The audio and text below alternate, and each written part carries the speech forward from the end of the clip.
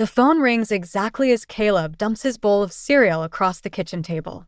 Milk cascades onto my freshly ironed blouse, and I bite back a curse while fumbling for my cell. The number isn't familiar, but I've been waiting for this call. Is this Sutton Reynolds? Yes, speaking.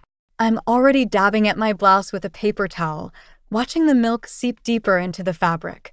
This is Margaret from Riverside Technologies. We'd like to offer you the position of Senior Project Manager. My hand freezes mid-dab. The salary she quotes makes my knees weak. It's double what I'm making now. Double. The kind of money that could pull us out of this paycheck-to-paycheck existence, maybe even let us move out of this cramped rental. There's just one detail, Margaret continues. The position requires regular travel between our 3 offices. You'll need reliable transportation. Our ancient Honda with its check engine light permanently illuminated flashes through my mind. The same car that left us stranded 3 times last month. Of course, I lie smoothly. That won't be a problem. After hanging up, I stare at Caleb, who's now finger painting with spilled milk. Baby, Mommy just got some really good news. Better than pancakes? He looks up hopefully. Way better than pancakes. I scoop him up, milk sticky hands and all, and spin him around. His giggle is pure sunshine. Brandon walks in, still in his ratty weekend sweats. What's all the excitement about? I got the job. I set Caleb down. The Riverside position. It's happening. His face lights up, then dims slightly. That's amazing, but don't they need you to travel? In our car. We'll figure it out. We can use the anniversary trip money. Elaine's anniversary trip? Brandon's expression shifts. Honey, you know how much Mom's been looking forward to that. And there it is. The shadow of my mother-in-law, falling across every major decision we make. Elaine, with her guilt-laden sighs and passive-aggressive suggestions about how we should live our lives. Elaine, who's been planning her lavish anniversary celebration for months, expecting us to foot a significant portion of the bill. Brandon, this is our future we're talking about. A real chance to get ahead. I know, but he runs a hand through his hair. Maybe we can find another way.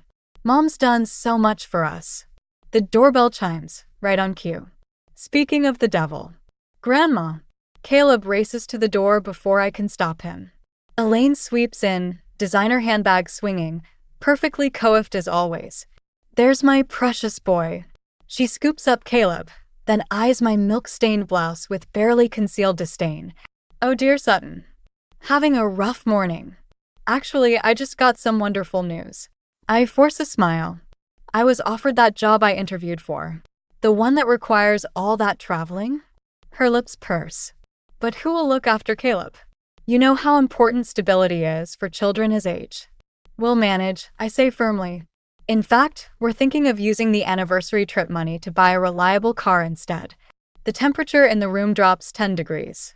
Elaine sets Caleb down slowly, her face a mask of hurt that doesn't quite reach her eyes.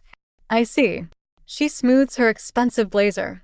Well, I suppose some people prioritize career over family. Though I always hoped you'd make different choices than your own mother did, Sutton. The barb hits its mark with surgical precision. My hands clench into fists beneath the kitchen counter.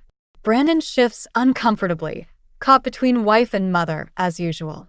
Mom, we can discuss this later, he attempts. But I've had enough of later. Enough of tiptoeing around Elaine's feelings while she tramples over mine. Something inside me hardens, crystallizes. No, I say quietly. We'll discuss it now.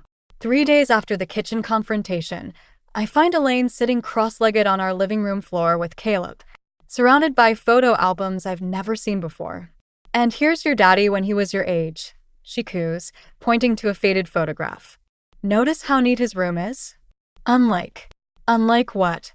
I interrupt, setting down my grocery bags harder than necessary. Elaine doesn't flinch. Oh, Sutton. I was just showing Caleb some family history. Something he should know about, don't you think? The way she emphasizes family makes my skin crawl. I notice Caleb's toys have been meticulously arranged on his shelf, not how I left them this morning. Mommy, Grandma says you're making Daddy sad. Caleb pipes up, innocent eyes wide. Is that true? The room goes still. I feel heat rising in my chest, but keep my voice steady. No, baby. That's not true at all. Why don't you go play in your room while I talk to Grandma? Once he's gone, I turn to Elaine. How dare you? I'm simply concerned. She closes the album with careful precision. Brandon's been so stressed lately. The way he picks at his food, barely sleeps. Just like when his father left. The comparison lands like a slap. This is nothing like that. I'm trying to improve our lives. By destroying what we've built? She stands, smoothing her expensive slacks. First the anniversary trip, now this new job taking you away from your family. It's like watching history repeat itself. What's that supposed to mean? Well, dear, we both know how your mother chose her career over family. Though I suppose some patterns are hard to break. My fingers curl into fists. You had no right to come here without asking. And you absolutely have no right to fill my son's head with. The front door opens. Brandon walks in, stopping short at the tension in the room. Mom? What are you doing here? Just leaving, darling. Elaine gathers her purse, but pauses to touch Brandon's cheek. You look tired.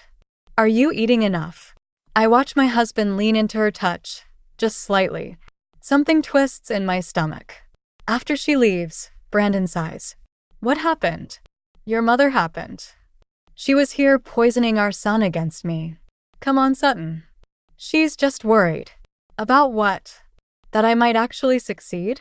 That we might not need her money anymore. That's not fair. He runs a hand through his hair. She's helped us through some rough times. And she never lets us forget it. I lower my voice, conscious of Caleb upstairs. She's using our son to manipulate us, Brandon. Can't you see that? He moves to the kitchen, avoiding my eyes. Maybe if we compromise on the anniversary trip.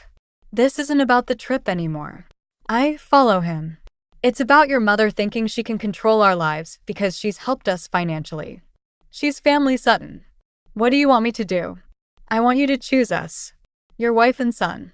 Not your mother's guilt trips and manipulation.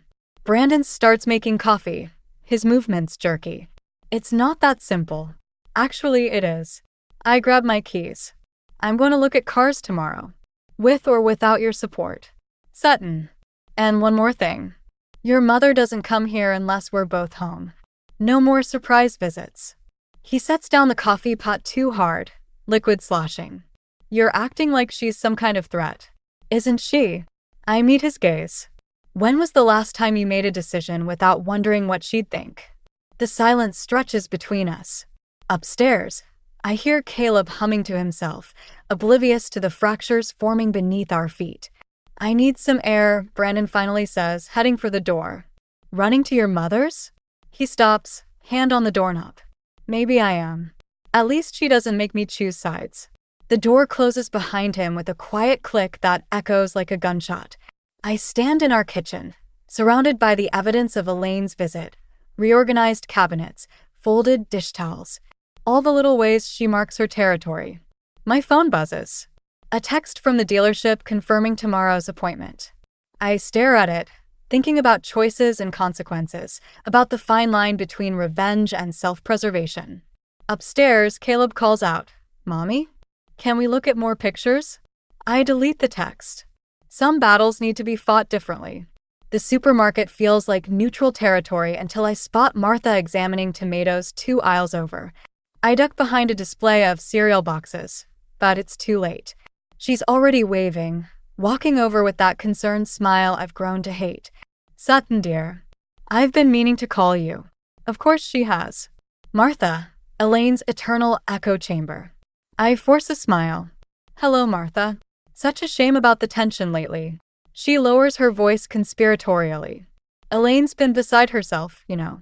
Barely sleeping. Really? I examine a box of cornflakes with unnecessary intensity. That must be why she had enough energy to reorganize my entire kitchen yesterday. Martha's smile tightens. She means well.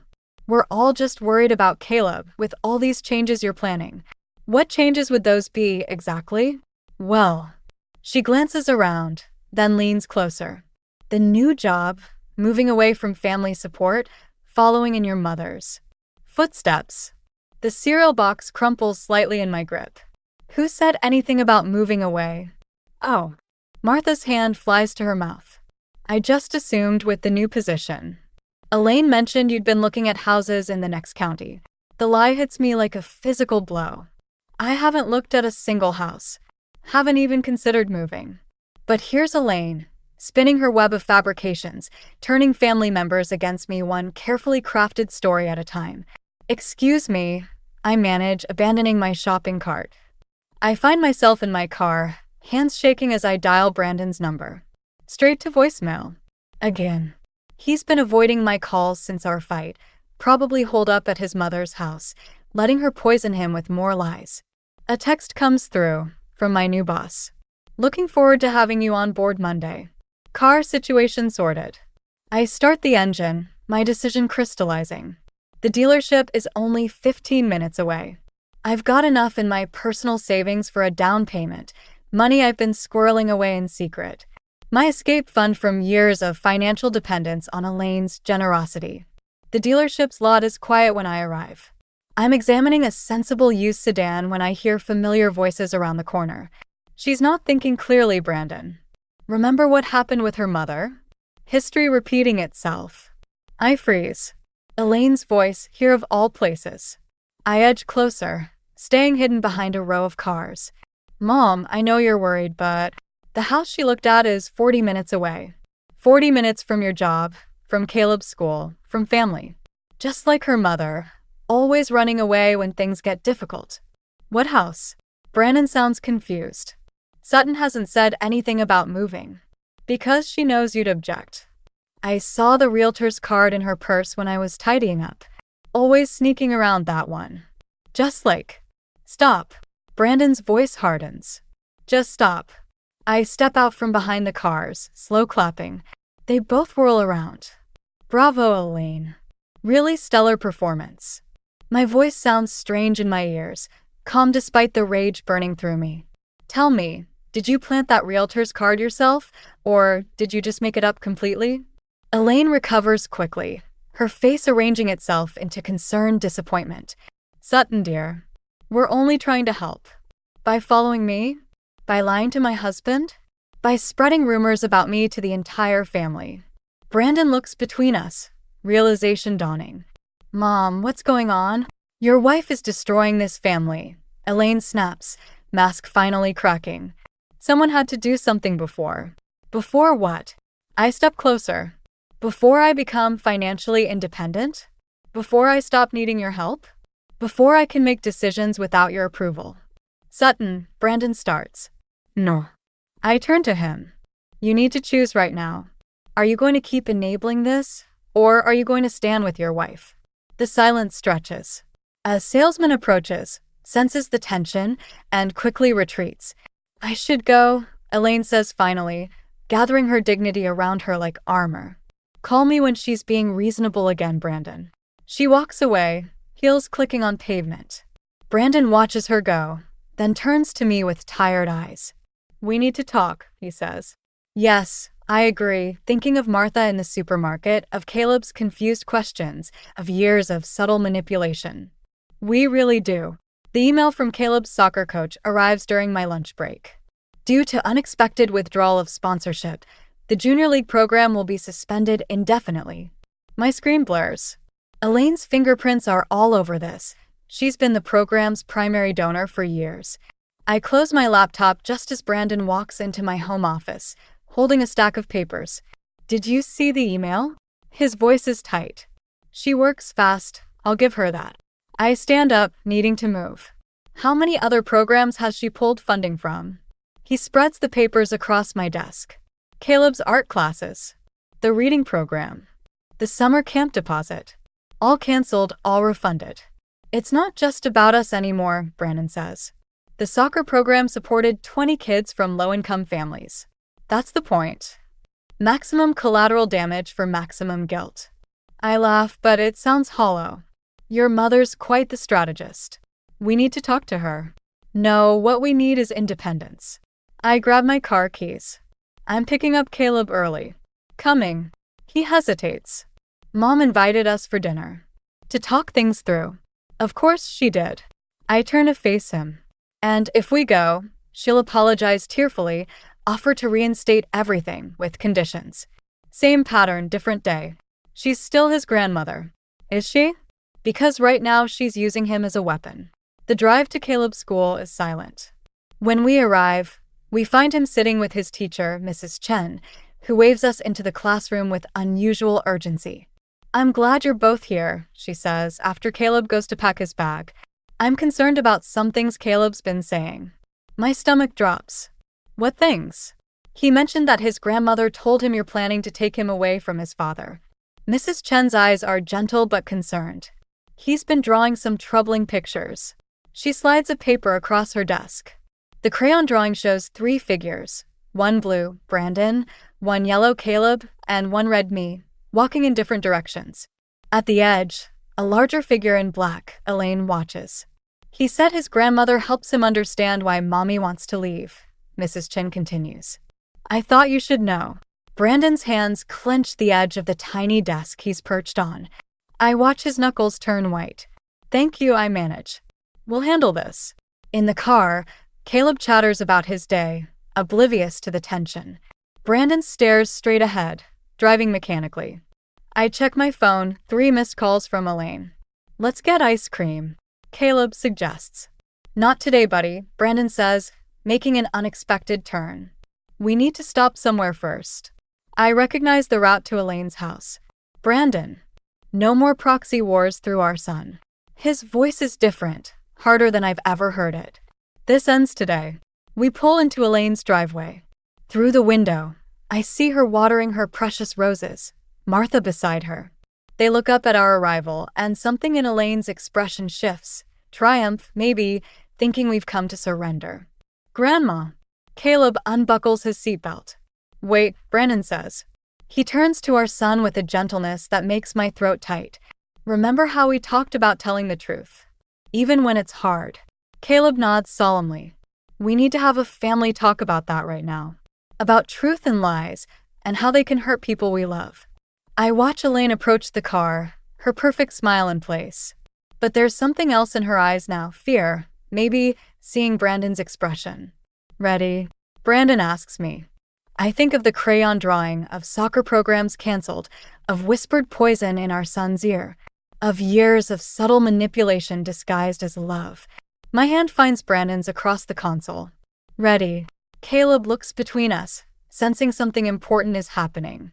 Outside, Elaine reaches for the car door, but Brandon hits the lock button. Just for a moment, just long enough to make it clear, this time we're in control of how this conversation starts. The anniversary party invitation sits on our counter like a loaded gun. Cream-colored paper, gold embossing, pure Elaine. I trace the letters with my finger while Brandon paces behind me. We have to go, he says.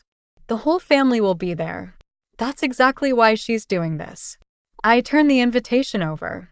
2 weeks after she manipulated our son, canceled his activities, and now she wants to play happy families? Maybe it's an olive branch. The doorbell rings. Caleb races to answer it before we can stop him. Martha stands there, holding a casserole dish. Just thought you could use a home-cooked meal, she says, gliding past me. And to make sure you received the invitation. Elaine's been so worried you might not come. I catch Brandon's eye. This is how it always starts. The subtle pressure, the guilt, the family emissaries. Actually, I say, we were just discussing. Oh, you must come. Martha sets down the dish. Elaine's planned such a lovely surprise. She's even arranged for that trip she promised. Brandon stiffens. What trip? The anniversary trip, of course. She's been so secretive about it, but I happened to see the bookings. Very generous of her, considering everything. My hands shake as I pour coffee. Elaine hasn't booked anything she can't have. Not after withdrawing support for Caleb's activities. Not after our confrontation. Caleb, honey, I call out. Go play upstairs for a bit. Once he's gone, I face Martha. There is no trip, is there? I saw the documents myself. Martha sips her coffee primly. First-class tickets. Luxury resort. Though I suppose if you're not interested. Stop. Brandon's voice cuts through the room. Just stop. Mom's manipulating everyone again, isn't she? Martha's cup clatters against its saucer. I don't know what you mean. The trip that doesn't exist. The rumors about Sutton. Using Caleb against us. All of it. Your mother only wants what's best. We'll be at the party, I interrupt, surprising everyone, including myself. All three of us. After Martha leaves, Brandon stares at me. What are you planning? Nothing. I start clearing dishes. Just tired of letting her control the narrative. The night of the party arrives too quickly. Elaine's house glows with fairy lights, packed with relatives who've flown in for the occasion. She greets us at the door, resplendent in designer silk. My darlings. She hugs Caleb tight, then whispers in my ear, so glad you made the right choice. I smile, remembering the USB drive in my purse. The one containing recordings of every conversation where she admitted to manipulating us, including her confession about the fake trip. The one I plan to play during her speech. The evening unfolds like a carefully choreographed dance. Elaine holds court, accepting congratulations, while subtly dropping hints about the surprise trip she's planned. I watch relatives' faces light up with anticipation, see them glance at me with judgment when they think I'm not looking. Finally, Elaine taps her glass for attention. Before I announce our surprise, I want to thank everyone for being here. Family is everything to me, especially in difficult times. Her eyes find mine across the room. Sometimes we face challenges, misunderstandings, but love prevails. Which is why my hand touches my purse. One move and I could expose everything. The lies, the manipulation, the psychological warfare waged through our child. But then I see Caleb, watching his grandmother with pure adoration. Brandon, tension visible in every line of his body. The collateral damage would be catastrophic. Elaine continues, which is why I'm announcing that instead of a trip, I'm establishing a trust fund for Caleb's education. The room erupts in applause. She's outmaneuvered me again, turning potential revenge into a poison pill. If I expose her now, I'm the ungrateful daughter-in-law destroying a grandmother's generous gesture. Brandon grips my hand under the table. We don't have to accept it. No, I say, watching Elaine bask in the family's approval. We don't. I stand up, my chair scraping loudly against the floor. The room goes quiet. Elaine's smile freezes as I reach for my purse. Sometimes the best revenge isn't exposure, it's freedom. The silence in Elaine's study feels like a physical weight. The party guests have gone home, leaving behind empty champagne flutes and whispered judgments. Brandon stands by the window, while Caleb sleeps on the leather sofa, exhausted from the evening's drama. Well, Elaine says, perfectly composed despite everything. I assume you have something to say about my generous offer. I pull out the USB drive, place it on her mahogany desk. Actually, I have something to play. Her eyes narrow slightly. What is this? Everything. I press play on my phone connected to the drive. Her voice fills the room, crystal clear. Of course I made up the trip. Sometimes you need to create pressure to keep a family together. Brandon's sharp intake of breath cuts through the recording. I play another. Elaine instructing Martha about which rumors to spread, which neighbors to influence. Turn it off. Elaine's voice trembles slightly. There's more. I scroll through the files. Should we listen to you coaching Caleb about mommy wanting to leave? Or maybe your conversation about canceling his activities? I did what was necessary. She stands, smoothing her silk dress. Everything I've done has been for this family. No. Brandon moves from the window. Everything you've done has been for control. Brandon, darling. Don't. He holds up a hand. Just don't, Mom. Elaine's facade cracks, just slightly. You don't understand. When your father left, this isn't about Dad. Brandon's voice rises, and Caleb stirs on the sofa. This is about you manipulating everyone around you, including my son. I was protecting him. Elaine's composure shatters. From her. Just like her mother, always ready to abandon family for ambition. I saw the signs. The signs you invented? I stand up. The moving plans you made up? The lies you told everyone. They weren't lies. She grabs a folder from her desk, throws it open. I had proof. The realtor calls. The house listings. Brandon picks up the papers, examines them. These are fake. Mom, you forged these. Something shifts in Elaine's eyes, something desperate and dangerous. Martha, she calls out sharply. Martha appears in the doorway, holding an envelope. I'm sorry, Elaine. I can't do this anymore. What's in the envelope? I ask. The real estate listings. Martha's hands shake. The ones Elaine asked me to create, to make it look like Sutton was planning to leave. The room spins slightly. All this time, the depth of Elaine's manipulation went deeper than we imagined. Give me that. Elaine lunges for the envelope, but Martha steps back. No. Martha's voice strengthens. This has to stop. Elaine turns to Brandon, tears welling. Everything I did was to protect you, to keep our family together. Without me, without my help, we'll manage. Brandon's voice is ice. But you need help, Mom. Professional help. How dare you? She whirls on me. This is your doing. Turning my own son against me. Well, fine. You want independence? Let's see how you manage without my support. The trust fund, Caleb's school fees, everything gone. Mom. No, Brandon. They want freedom? Let them have it. But remember who was there for every scraped knee, every school payment, every crisis. Stop. Caleb's small voice cuts through the tension. He's sitting up on the sofa, eyes wide and frightened. Please stop fighting. The silence that follows is deafening.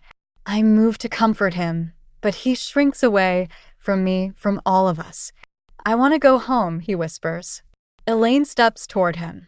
Sweetheart. Don't. Brandon picks up our son. Just don't, Mom. We're leaving. As we walk out, Elaine calls after us, you'll be back. You'll see I was right. You always come back. In the car, Caleb's quiet sobs fill the silence. Brandon drives mechanically, knuckles white on the steering wheel. I stare at the USB drive in my hand, wondering if revenge was worth the cost of our son's innocence. My phone buzzes, a text from my new boss. Looking forward to Monday. Car situation sorted. I close my eyes, feeling the weight of everything we've just lost, everything we still stand to lose. Sometimes winning feels exactly like losing. The family meeting wasn't my idea.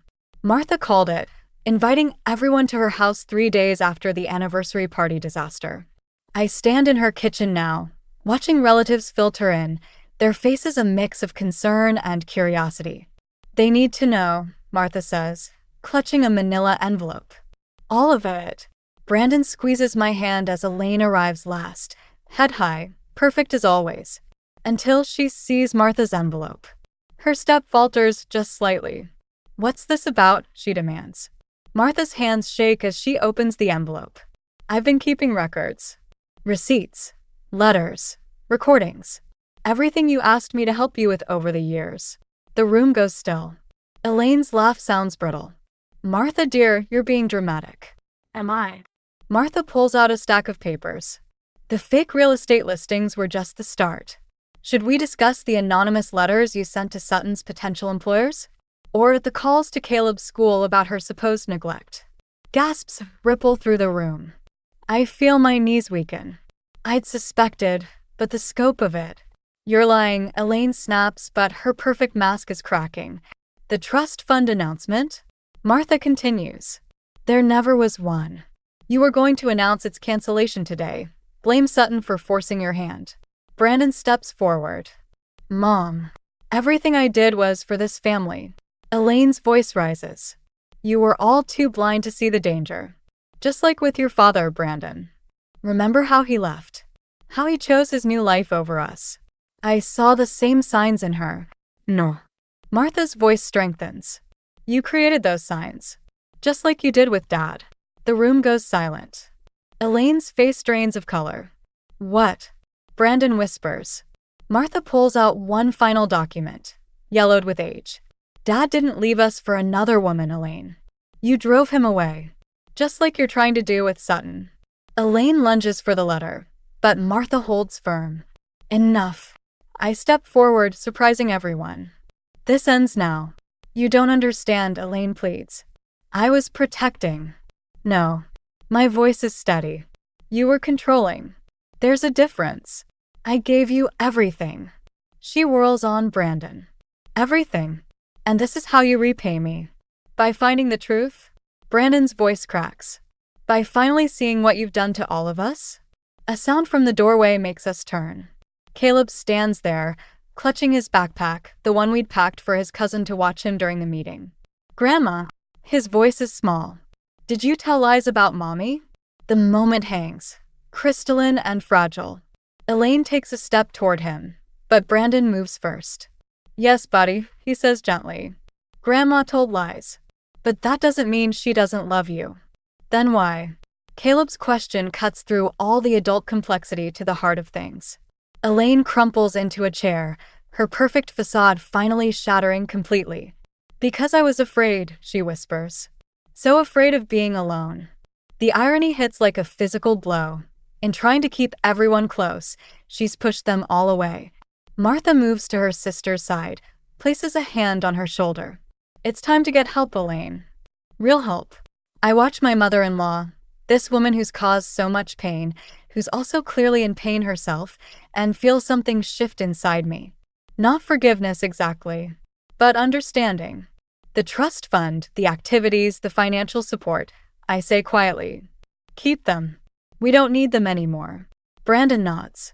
What we need is boundaries. And time. And therapy, Martha adds firmly. Elaine looks up, tears tracking through her perfect makeup. For the first time, I see her clearly, not as an antagonist to be defeated, but as a wounded person who wounded others. I don't know how to be different, she whispers. That's okay, I surprise myself by saying. You can learn. We all can. Caleb approaches cautiously, takes his grandmother's hand. In that simple gesture, I see both the cost of revenge and the possibility of healing. Sometimes the greatest victory isn't in destroying your enemy, but in choosing to break the cycle of hurt. The brochure for the wellness retreat sits between us on Martha's kitchen table. Elaine stares at it like it might bite. It's not punishment, Martha says gently. Think of it as a reset. I watch Elaine's perfectly manicured fingers trace the retreat's name. 3 weeks of therapy, meditation, and family counseling, all arranged by Martha, who's finally stepping out of her sister's shadow. And after, Elaine's voice is smaller than I've ever heard it. After depends on you, Brandon says. He's standing by the window where our new used car is parked outside, bought with my first paycheck from the new job. Not fancy, but ours. Caleb asked about you yesterday. I say, surprising everyone, including myself. He wants to know if you'll be at his soccer game next month. Elaine's head snaps up. But I thought, after everything. Limited contact, Brandon clarifies. Supervised visits. Small steps. Why? Elaine's question is directed at me. After everything I did, why offer even that much? I think about the letter I found in my mailbox this morning, from my own mother, responding to the one I sent her last week. The first contact in 15 years. Some cycles need to be broken. Because revenge wasn't the answer, I say. I almost became what I was fighting against.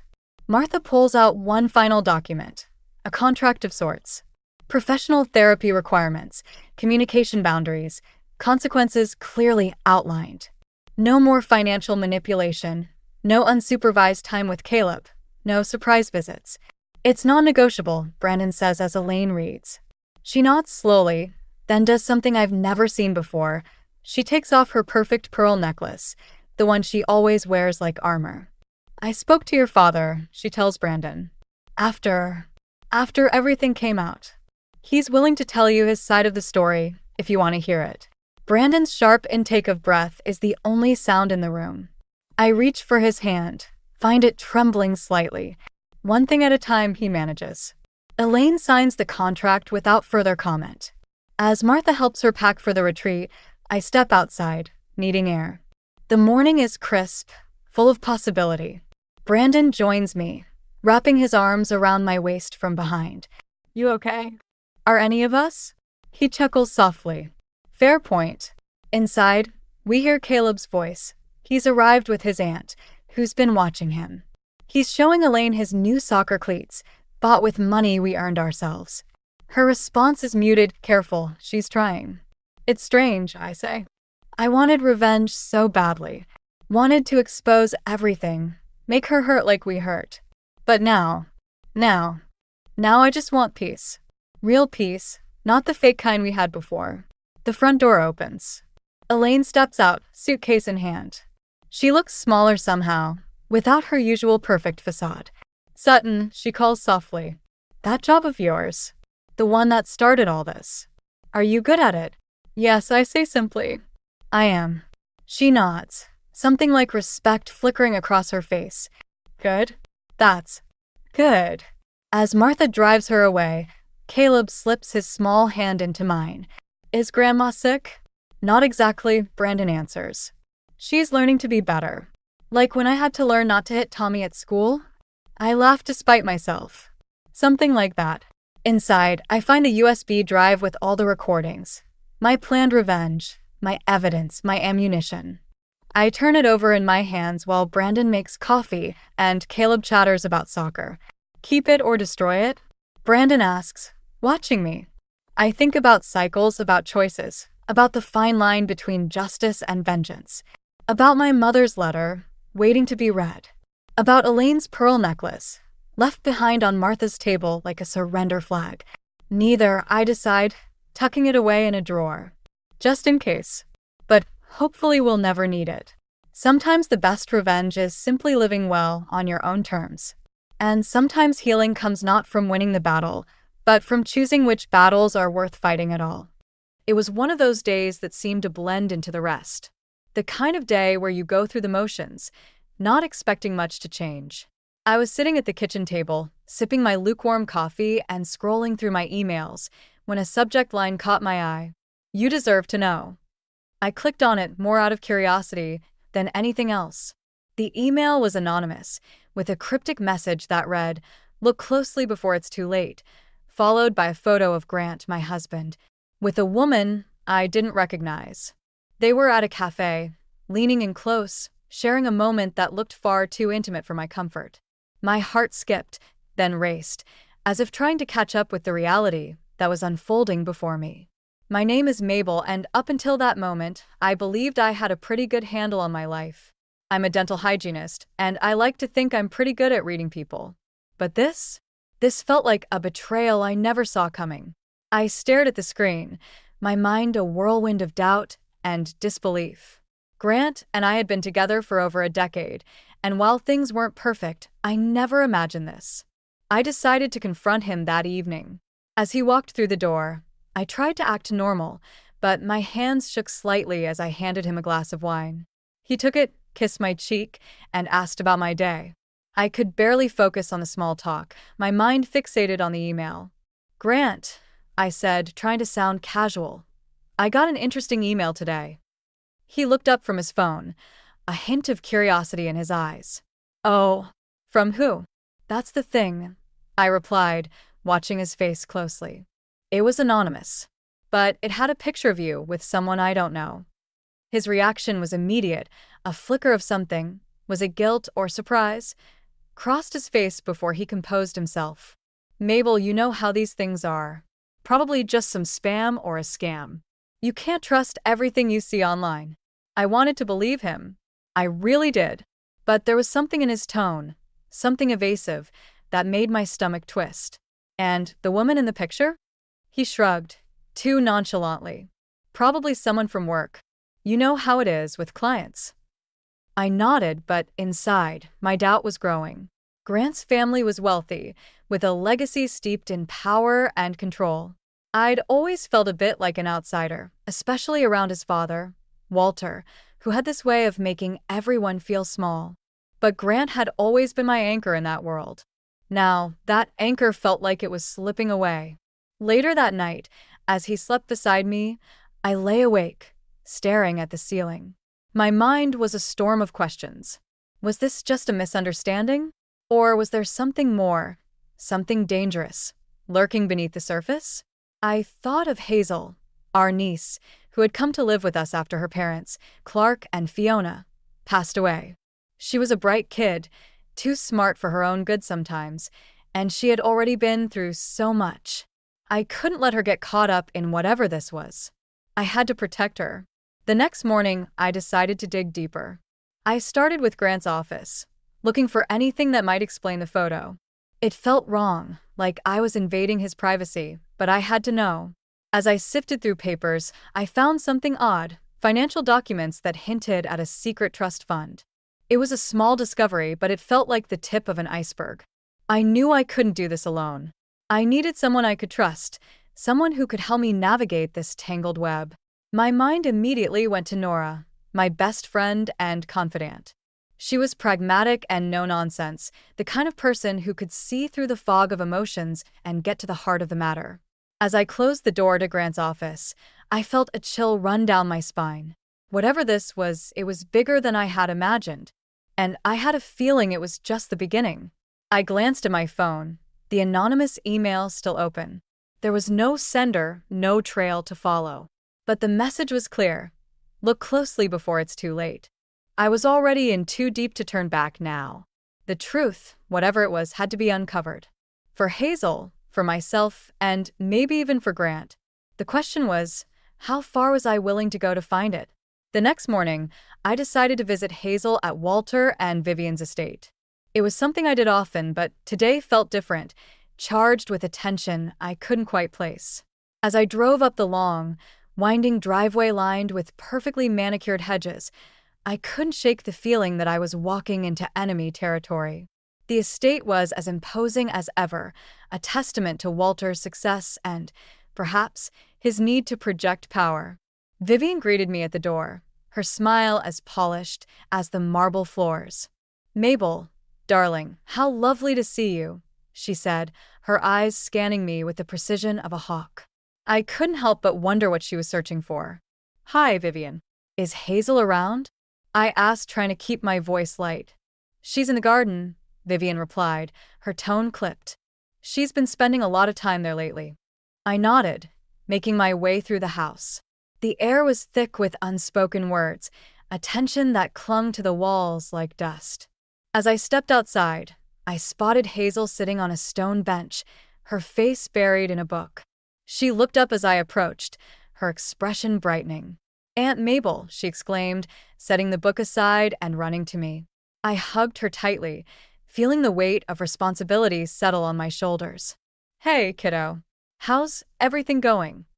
I asked, pulling back to look at her. She shrugged, a shadow passing over her features. "It's okay, I guess. Grandma and Grandpa have been acting weird." I frowned, kneeling down to her level. "Weird how?" Hazel hesitated, glancing back at the house. "It's like they're always watching me, like I'm part of some plan I don't know about." Her words sent a chill down my spine. "Hazel, you know you can tell me anything, right?" She nodded, her eyes earnest. "I know. It's just, I miss Mom and Dad, and sometimes I feel like I'm just a piece in their game." I hugged her again, my heart aching for her. "You're not a piece, Hazel. You're family, and I'm going to make sure you're okay." As we sat there, I couldn't shake the feeling that the Quinns were up to something.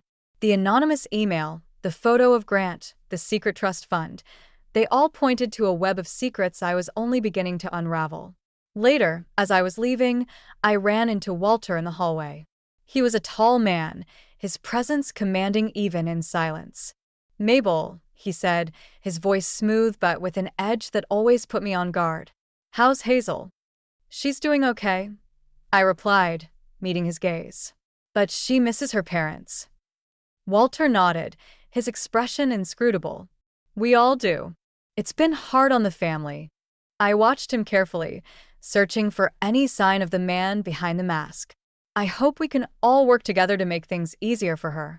"Of course," he said, a hint of something, was it sincerity or calculation, in his voice. "Family is everything." As I drove home, I replayed the conversation in my mind. Walter's words seemed genuine, but there was something about his demeanor that made me uneasy. I had a feeling that whatever was happening, it was far from over. Back at home, I found myself drawn to Grant's office again. The financial documents I had discovered nagged at me, a puzzle piece that didn't quite fit.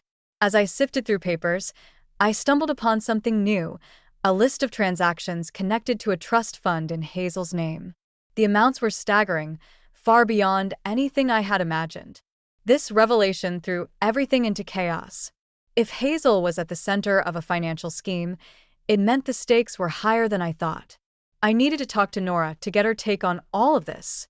That evening, I met Nora at a small cafe, the kind of place where you could talk without being overheard. As I laid out everything I had found, her expression shifted from concern to a steely determination. "Mabel, this is serious," she said, her voice low. "You need to be careful. If Walter and Vivian are involved, they won't take kindly to anyone interfering." I nodded, the weight of her words sinking in. "I know, but I can't just stand by and do nothing. Hazel deserves better." Nora reached across the table, squeezing my hand. "Then we'll figure this out together." But you need to be smart about it. "We can't let them know we're onto them." As I left the cafe, I felt a mix of fear and resolve. The Quinns were hiding something, and I was determined to uncover it. But the more I dug, the more dangerous it felt. I had to protect Hazel, and that meant taking risks I never anticipated. The question was, how far was I willing to go? And what would I find once I reached the bottom of this tangled mess? The days after my visit to the Quinn estate felt like walking on a tightrope. Every interaction with Grant was tinged with an unspoken tension, a dance around the elephant in the room. I was determined to protect Hazel, but the more I dug, the more I realized how tangled this web really was. Nora called me one afternoon with a lead. "Mabel, I think you need to hear this," she said, her voice urgent. "I was talking to a friend who used to work in finance. They mentioned something about Clark and Fiona looking into Walter's business deals before their accident." A chill ran down my spine. "You think it's connected?" "I don't know, but it seems too coincidental to ignore," Nora replied. "Be careful, Mabel. This could be bigger than we thought." Her words echoed in my mind as I went through Fiona's belongings later that evening. I had avoided it for too long, fearing what I might find. As I sifted through her papers, my fingers brushed against something cold and metallic. A key. My heart skipped a beat. It was a small, nondescript key, but it felt significant. I knew Fiona had secrets, but this was a tangible link to whatever she had been hiding. The key was a promise of answers, but it also felt like opening Pandora's box. The next day, I decided to talk to Grant. I needed to know where he stood in all of this. As he sat across from me at the kitchen table, I could see the weight of his family's legacy etched into his features. "Grant, we need to talk," I said, trying to keep my voice steady. "I found something in Fiona's things. A key." He looked up, surprise flickering in his eyes. "A key to what?" "I don't know yet, but I think it might be important," I replied, searching his face for any hint of recognition or guilt. Grant sighed, rubbing his temples. "Mabel, you know how complicated my family is." "Complicated doesn't begin to cover it," I said, frustration creeping into my voice. "Hazel deserves to know the truth. We all do." He nodded, a shadow passing over his expression. "I know. I don't want to lose you over this." His words hung in the air, a confession of sorts. I reached across the table, taking his hand. "Then help me. Help me find out what really happened." As we sat there, I could feel the walls between us starting to crack, revealing the raw, vulnerable truth beneath. It was a small step, but it felt like progress. That evening, I decided to visit the bank and see what the key unlocked. As I stood in front of the safety deposit box, my hands trembled with anticipation and fear. I took a deep breath and turned the key. Inside, I found a stack of documents and a letter addressed to me. The documents detailed Walter's illegal real estate deals, a web of corruption that stretched far beyond what I had imagined. The letter, written in Fiona's familiar handwriting, was a plea for help, expressing her fears for her and Clark's safety. My heart pounded as I read her words, the enormity of the situation crashing down on me. Fiona had known the risks, yet she had tried to uncover the truth. And now, it was up to me to finish what she had started. I left the bank with a new sense of purpose, but also a growing fear of what might come next. As I drove home, I couldn't shake the feeling that I was being watched. Every shadow seemed to hold a threat, every turn a potential danger. Back at the house, I found Hazel in the living room, her face illuminated by the glow of her laptop. She looked up as I entered, a question in her eyes. "Hey, Aunt Mabel. Everything okay?" she asked, her voice tentative. I forced a smile, trying to mask the turmoil inside. "Yeah, just a long day." As I watched her return to her screen, I knew I couldn't let her down. I had to protect her from whatever darkness the Quinn legacy harbored. But with every step closer to the truth, the danger felt more real, more immediate. The stakes were higher than ever, and I was running out of time. The Quinns had secrets they would do anything to protect, and I was caught in the middle. But I couldn't turn back now. Not when Hazel's future depended on it. The question was, how much was I willing to risk to see justice served? And would I lose everything in the process? The days that followed my discovery at the bank were a blur of anxiety and determination. I felt like I was living on borrowed time, each moment a precarious balance between uncovering the truth and keeping Hazel safe. The documents and Fiona's letter weighed heavily on me, a constant reminder of the danger lurking within the Quinn family. One evening, as I sat at the kitchen table, poring over the documents once again, Grant walked in. His face was drawn, shadows under his eyes hinting at sleepless nights. He hesitated at the doorway, as if unsure of his place in the room. "Mabel, we need to talk," he said finally, his voice tinged with a weariness that mirrored my own. I looked up, meeting his gaze. "About what?" He pulled out a chair and sat down, his hands fidgeting with a pen. "I know about the trust fund. I found out about it a while ago, but I didn't know how to tell you." His admission hit me like a punch to the gut. "You knew? And you didn't say anything?" Grant sighed, running a hand through his hair. "I thought I could handle it on my own. I didn't want to drag you into this mess." I watched him, trying to gauge his sincerity. "What else are you hiding, Grant?" He hesitated, the silence stretching between us like a chasm. "Walter's been grooming Hazel to take over someday. He wants to secure the family legacy through her." The revelation was a sucker punch. Hazel as the heir to Walter's empire? It was a future I hadn't considered, and one I wasn't sure she wanted. "Does Hazel know?" "No," Grant replied, his voice heavy with regret. "And I don't think she should. Not yet." I nodded, my mind racing with the implications. Hazel was just a child, thrust into a world of power and manipulation. I couldn't let her be used as a pawn in Walter's game. The next day, I met Nora for coffee, needing her pragmatic perspective. As I recounted Grant's confession, her expression shifted from concern to determination. "Mabel, this changes everything. You need to get Hazel out of there before Walter tightens his grip," Nora said, her voice firm. I nodded, the weight of her words settling over me. "But how? Walter's influence is everywhere." Nora leaned in, her eyes sharp. "We need leverage. Something that will force Walter to back off." Her suggestion lingered in my mind as I drove home. I knew I had to act, but the path forward was fraught with uncertainty. The Quinns were powerful, and I was just one person trying to protect Hazel from a legacy she never asked for. That evening, as I sat with Hazel, I watched her laugh at something on her laptop, her innocence a stark contrast to the storm brewing around her. I knew I had to shield her from the darkness threatening to engulf us both. The next morning, I received a call from an unknown number. My heart raced as I answered, half expecting another anonymous tip. But the voice on the other end was familiar. "Mabel, it's Vivian," she said, her tone clipped. "We need to talk." I agreed to meet her, curiosity and apprehension mingling in my chest. As I arrived at the estate, Vivian met me in the drawing room, her demeanor as polished as ever. "Mabel, I know you've been digging into family matters," she began, her eyes narrowing.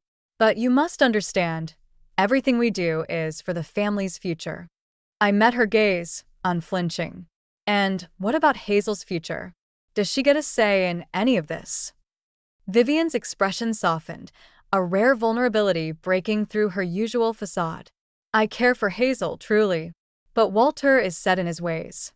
He believes this is what's best." Her words hung in the air, a confession wrapped in justification. It was clear Vivian was caught between loyalty and love, a struggle I knew all too well. As I left the estate, I realized the power dynamics were shifting. Vivian's uncertainty was a crack in Walter's armor, a potential ally in my fight for Hazel. But the path ahead was still uncertain, and every step felt like walking through a minefield. The stakes had never been higher, and I knew I had to act fast.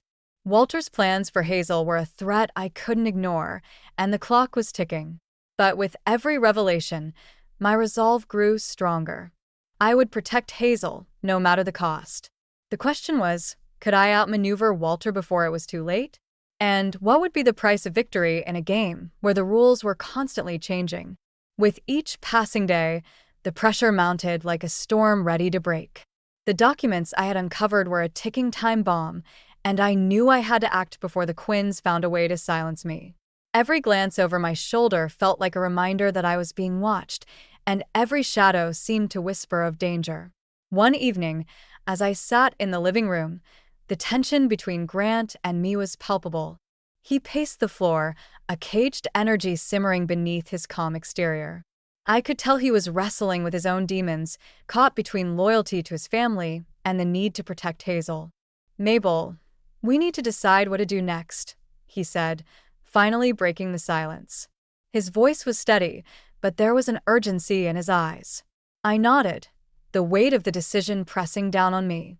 "We can't let Walter get away with this, but we need to be smart about it." Grant paused, his gaze fixed on the floor. "What if we go to the authorities? Hand over the documents and let them handle it." The suggestion hung in the air, tempting in its simplicity. But I knew it wasn't that easy. Walter's influence was far-reaching, and a misstep could put Hazel in more danger. And what if Walter finds out before we can? He'll do anything to protect himself. Grant's jaw tightened, frustration evident in the set of his shoulders. Then what do? We can't just sit here and wait for him to make the next move. I stood up, the restlessness propelling me into action. We need leverage, something that will force Walter to back off.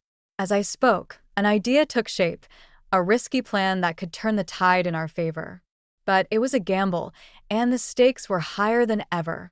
I glanced at Hazel, who was sprawled on the couch with her headphones on, oblivious to the storm raging around her.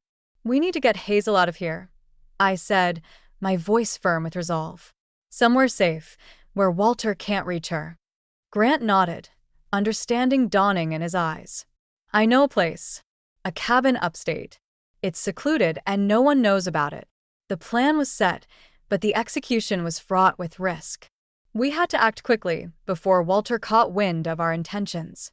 As the evening wore on, I packed a bag for Hazel, my hands shaking with the enormity of what we were about to do. The next morning, as we prepared to leave, there was a knock at the door. My heart leapt into my throat, fear and anticipation mingling in my chest. Grant opened the door to reveal Vivian, her expression a mix of concern and determination. "Mabel, Grant, we need to talk," she said, her voice urgent. "Walter's planning something. I don't know what, but you need to be careful." Her warning was unexpected, a glimmer of hope in the midst of chaos. "Vivian, we need your help," I said, seizing the opportunity. "We need to get Hazel to safety." Vivian hesitated, the conflict visible in her eyes. "I want to help, but if Walter finds out—" "We'll handle Walter," Grant interjected, his voice steady. "But Hazel needs to be away from here." Vivian nodded, a decision made. "I'll stall Walter. Give you time to get away." With Vivian's help, we had a chance. But as we loaded Hazel into the car, a new fear gripped me. What if this wasn't enough? What if Walter's reach extended further than we imagined? As we drove away from the house, the gravity of our actions settled over me. We were crossing a line, stepping into a world where the rules were dictated by power and influence. But for Hazel's sake, it was a risk we had to take. The road stretched out before us, a path fraught with uncertainty and danger. But with each mile, my resolve hardened. I would do whatever it took to protect Hazel, even if it meant confronting the darkness within the Quinn family. The question was, how far would Walter go to maintain his empire? And could we outmaneuver him before it was too late? The drive upstate was tense, the silence in the car heavy with unspoken fears. Hazel sat in the back seat, headphones on, oblivious to the gravity of our escape. Grant's grip on the steering wheel was tight, his eyes fixed on the road ahead. I watched the trees blur past, each mile feeling like a small victory against the storm we were fleeing. But as we neared the cabin, a sense of unease settled over me. We were stepping into the unknown, leaving behind the safety of familiarity for a refuge that felt both promising and perilous. I couldn't shake the feeling that we were being watched, that Walter's reach extended further than we imagined. When we finally arrived, the cabin stood silent and secluded, surrounded by dense woods that offered both protection and a sense of isolation. Hazel bounded out of the car, eager to explore, while Grant and I unloaded the bags, our movements synchronized by necessity rather than comfort. As night fell, the weight of our situation pressed down on me. The cabin was a temporary sanctuary, but it couldn't shield us from the reality waiting beyond its walls. The documents I had found were a ticking time bomb, and Walter wouldn't rest until he regained control. Later, as Hazel slept upstairs, Grant and I sat in the dimly lit living room, the shadows casting long, looming shapes on the walls.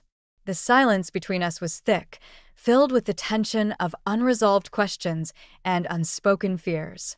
"We can't stay here forever," I said finally, my voice breaking the quiet. "Walter won't stop until he finds us." Grant nodded, his expression grim. "I know, but we need time to figure out our next move." I leaned back, exhaustion tugging at my bones.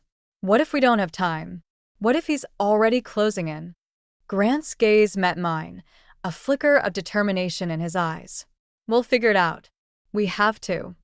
His words were meant to reassure, but they only highlighted the precariousness of our situation. We were outmatched, a small family against a powerful empire, and the odds felt insurmountable. The next morning, a knock at the door shattered the fragile peace we had found. My heart leapt into my throat as I opened it, half expecting to see Walter's men. Instead, it was Nora, her face drawn with urgency. "Mabel, you need to know something," she said, stepping inside. "Walter's filed a missing persons report. He's using it to track you down." The revelation hit me like a punch, the walls of our sanctuary closing in. "How long do we have?" "Not long," Nora replied, her voice laced with worry. "You need to move, and fast." As we scrambled to pack, the gravity of our situation became painfully clear. Walter was closing in, and our options were dwindling. Every plan we had seemed to unravel, leaving us with nothing but desperation and a dwindling sense of hope. In the chaos, Hazel approached me, her eyes wide with confusion. "Aunt Mabel, what's happening? Why are we leaving?" I knelt down, forcing a smile. "We're going on adventure, sweetie. Somewhere safe."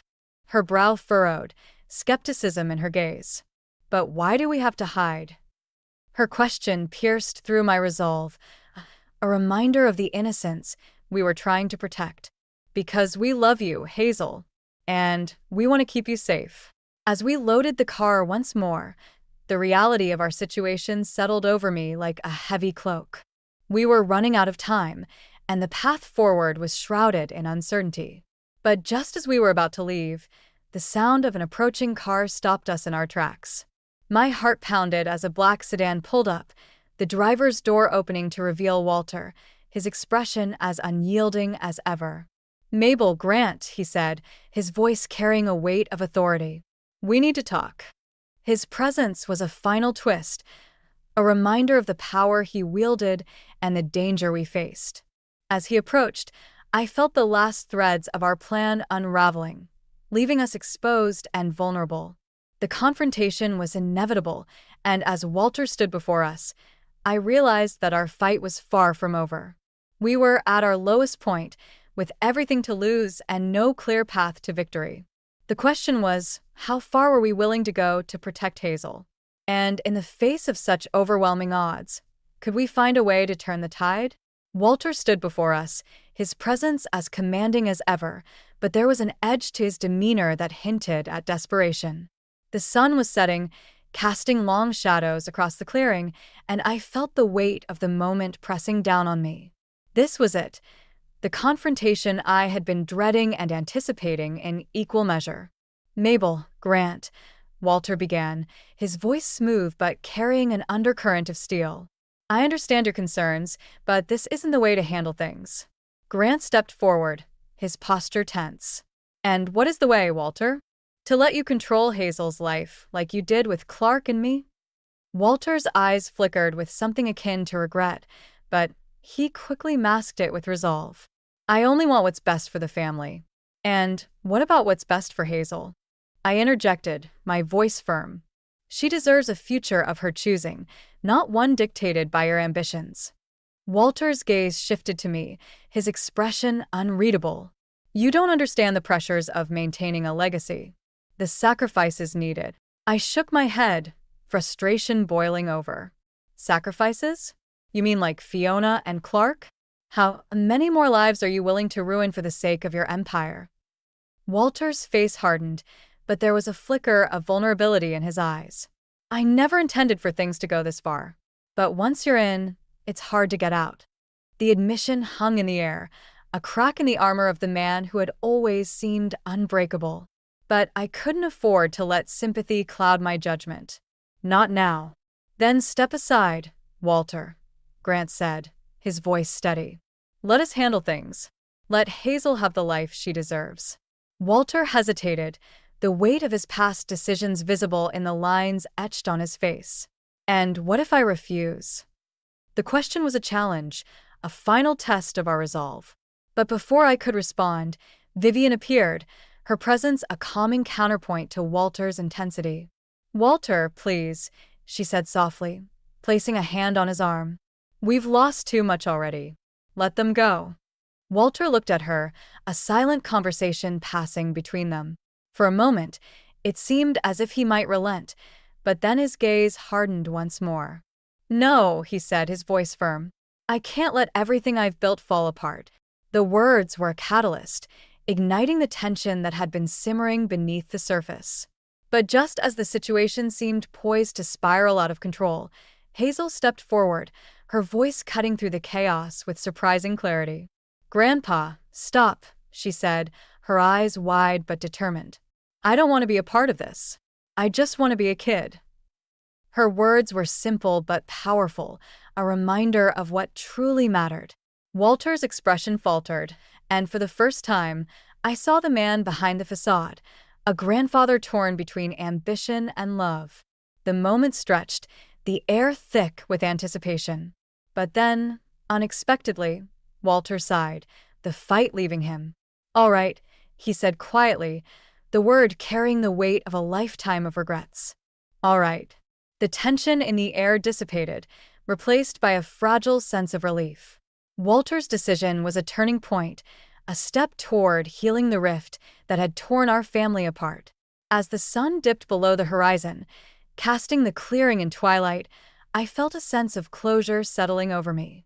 The battle was over, and though the path ahead was uncertain, it was one we would navigate together. The confrontation had brought us face to face with the core themes of our journey: revenge, justice, and the power of family. In the end, it was love and understanding that had prevailed, offering a glimmer of hope for the future. As we turned to leave, Walter called out, his voice carrying a note of vulnerability I had never heard before. "Mabel, Grant, thank you." His gratitude was unexpected, a testament to the change that had begun to take root.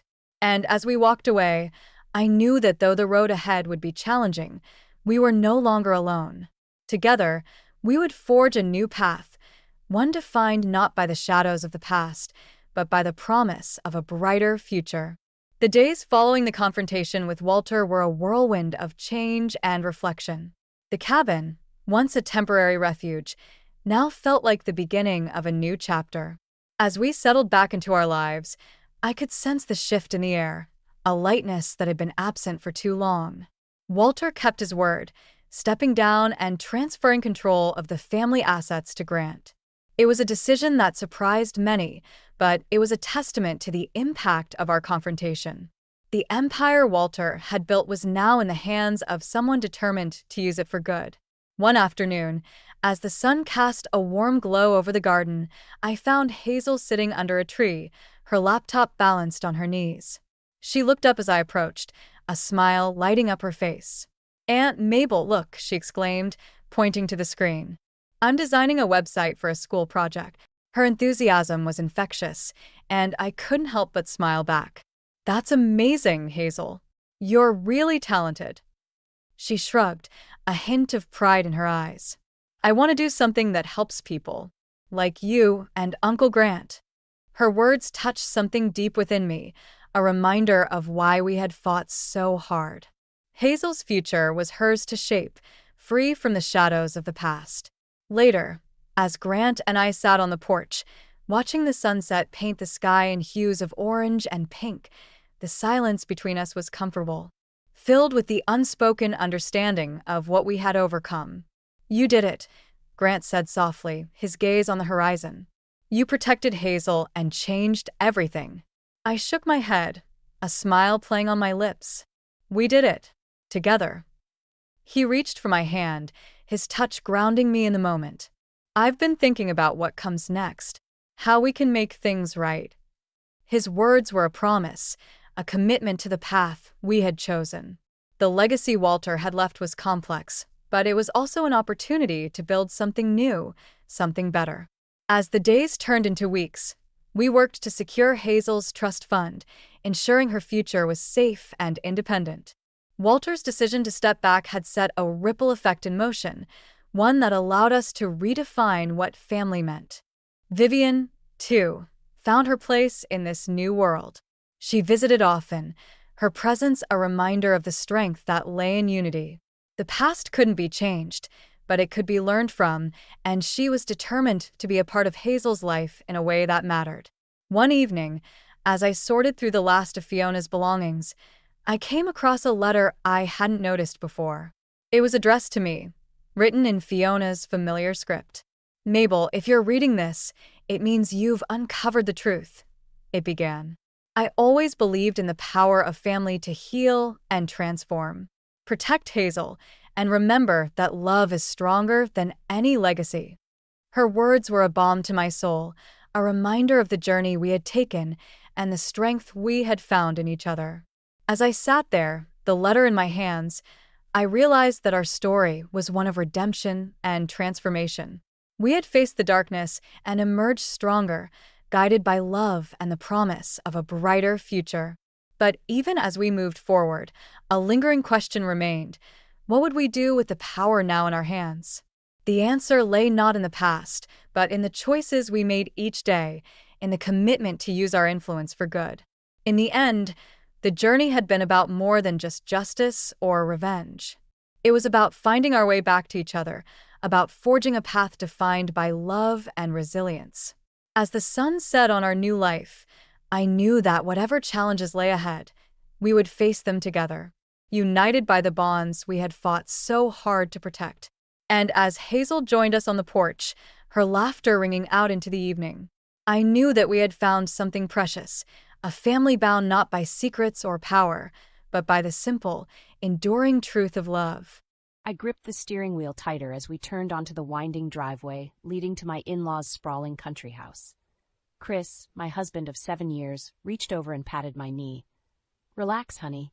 It's just dinner with my parents," he said, flashing me that boyish grin that usually melted my heart. Today, it only made my stomach churn. "I know," I replied, forcing a smile. "I just want everything to be perfect." Our 4-year-old son, Ethan, piped up from the back seat. "Grandma and Grandpa have a pool." "Can we swim, Mommy?" "We'll see, sweetie," I said, catching his excited face in the rearview mirror. At least someone was looking forward to this visit. As we pulled up to the house, Chris's parents emerged onto the porch.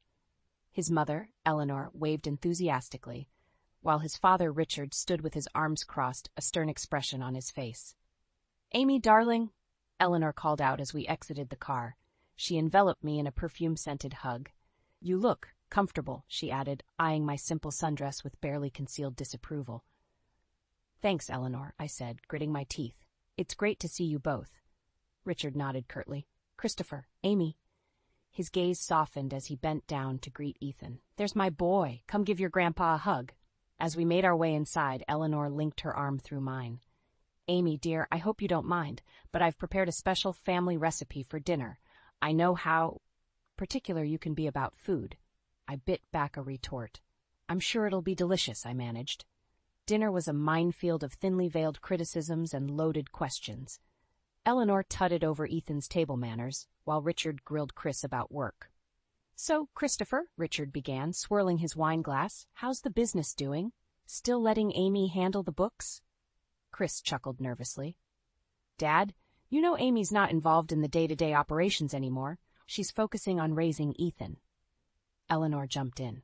Oh, that's right. How noble of you, Amy, to give up your career, though I do worry about Ethan not having the stimulation of daycare or preschool. Have you considered enrolling him?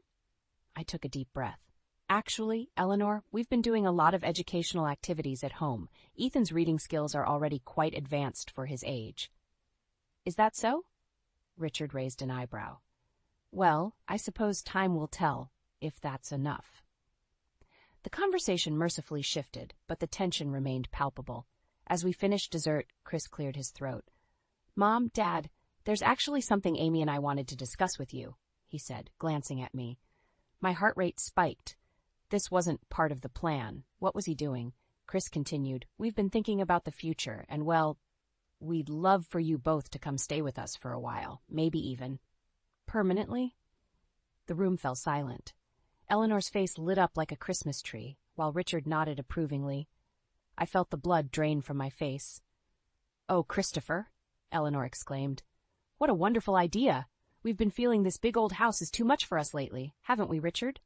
Richard grunted in agreement. It would be nice to be closer to our grandson. All eyes turned to me. Chris squeezed my hand under the table, mistaking my shock for excitement. What do you think, honey? He asked, beaming.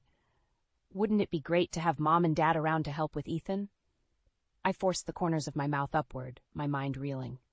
It's certainly something to consider, I managed to choke out. As Eleanor launched into plans for redecorating our guest room, I caught Chris's eye. He mouthed thank you with a grateful smile, completely oblivious to the panic rising in my chest. What had he done? And how on earth was I going to get out of this mess? It's been 3 weeks since Chris's parents moved in, and I'm at my wit's end. Every morning, I wake up hoping it was all a bad dream, only to hear Eleanor's shrill voice echoing through the house. Amy, dear, she calls from the kitchen. I've made Ethan a proper breakfast. You really should cut back on those sugary cereals. I bite my tongue and force a smile as I enter. Good morning, Eleanor. That's thoughtful of you. Ethan sits at the table, poking at a plate of rubbery eggs and wheat toast. He looks up at me, pleading silently. Now, Eleanor chides, noticing our exchange. A growing boy needs protein, not empty carbs. I take a deep breath. Ethan, sweetie, why don't you go get dressed for school? As soon as he's out of earshot, I turn to Eleanor. I appreciate your help, but Ethan and I have a routine that works for us. She waves her hand dismissively. Oh, Amy, you're still new at this. Trust me, I raised 2 wonderful children. I know what I'm doing. Before I can respond, Chris breezes in, kissing me on the cheek. Morning, honey. Mom, thanks for breakfast. I watch in disbelief as he shovels down the eggs, oblivious to the tension. As he heads out, I catch his arm. Chris, can we talk later? About the living situation? He glances at his watch. Sure, but I've got a late meeting. How about tomorrow? I nod, deflated, as he rushes off. Eleanor's voice cuts through my thoughts. Amy, dear, I noticed you haven't done laundry in a while. Why don't I take care of that for you? No, I say too quickly. I mean, thank you, but I've got it under control. She raises an eyebrow. If you say so, though I did notice some of Chris's shirts looking a bit wrinkled last week. I clench my fists, counting to 10 in my head. This is my house, my family. I need to stand my ground.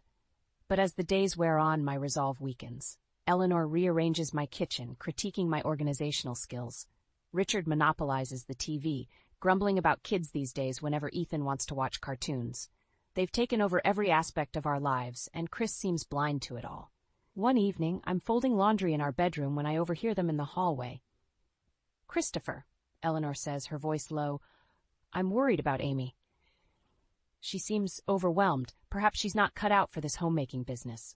Mom, she's doing her best, Chris replies, but his tone lacks conviction. I'm just saying, dear, you work so hard. You deserve a wife who can keep up. Remember Jessica from high school? I ran into her mother at the store. She's single now, you know. My hands shake as I drop the laundry basket. How dare she? I've given up my career, my independence, to raise our son and support Chris's dreams. And this is how they see me. I storm out of the bedroom, ready to confront them, but they've already moved on. Chris is in his office, door closed, while Eleanor hums in the kitchen, probably criticizing my dinner plans. Defeated, I retreat to the bathroom, splashing cold water on my face. As I look in the mirror, I barely recognize the woman staring back at me. Where's the confident businesswoman I used to be? The loving wife and mother who felt in control of her life? A soft knock interrupts my spiraling thoughts. "Mommy?" Ethan's voice calls out. "Are you okay?" I open the door, kneeling to hug him tightly. "I'm fine, sweetheart. Just a little tired." He looks at me with those innocent eyes. "Grandma says you're not feeling well. She wants to make dinner tonight." Something inside me snaps. "No," I say firmly, standing up. "Tell Grandma that Mommy is making dinner. It's time I took back control of my house." As Ethan scampers off, I square my shoulders. Enough is enough. It's time to have that talk with Chris, whether he's ready or not. This ends now. I thought things couldn't get worse. I was wrong.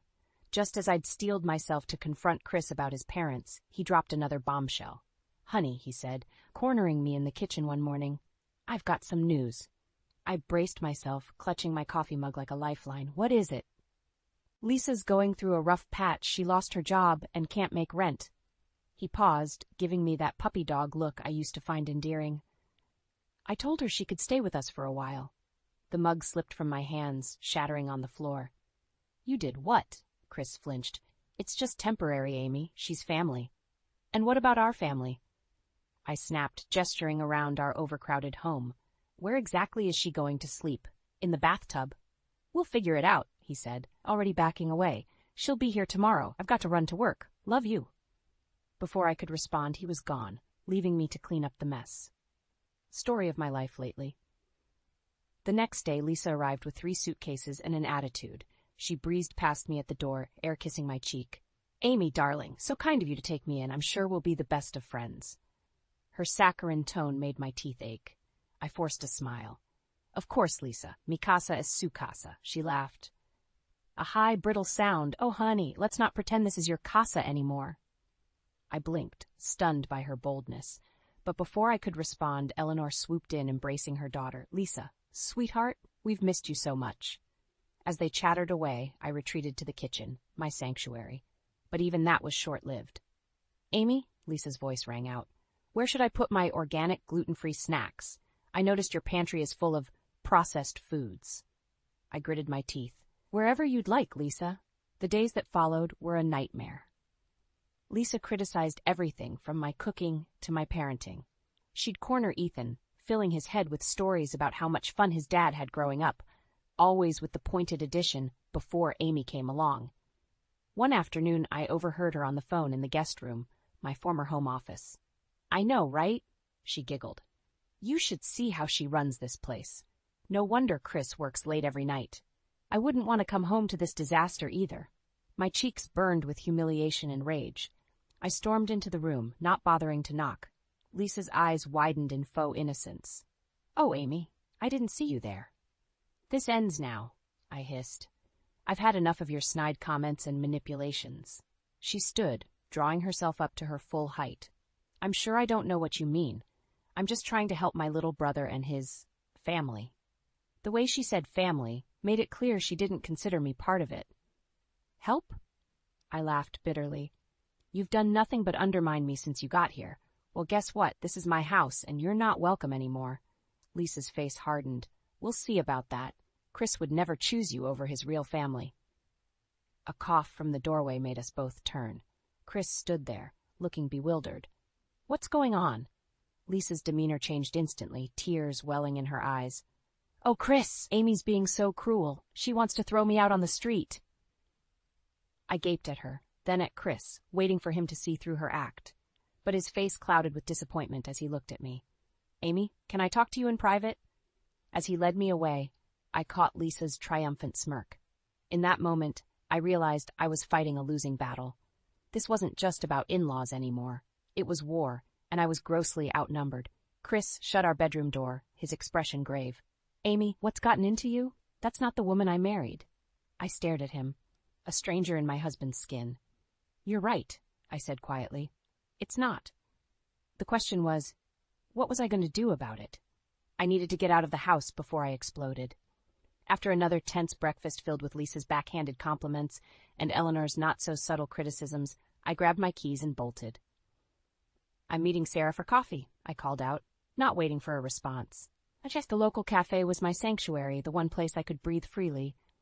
Sarah was already there, her warm smile a balm to my frayed nerves.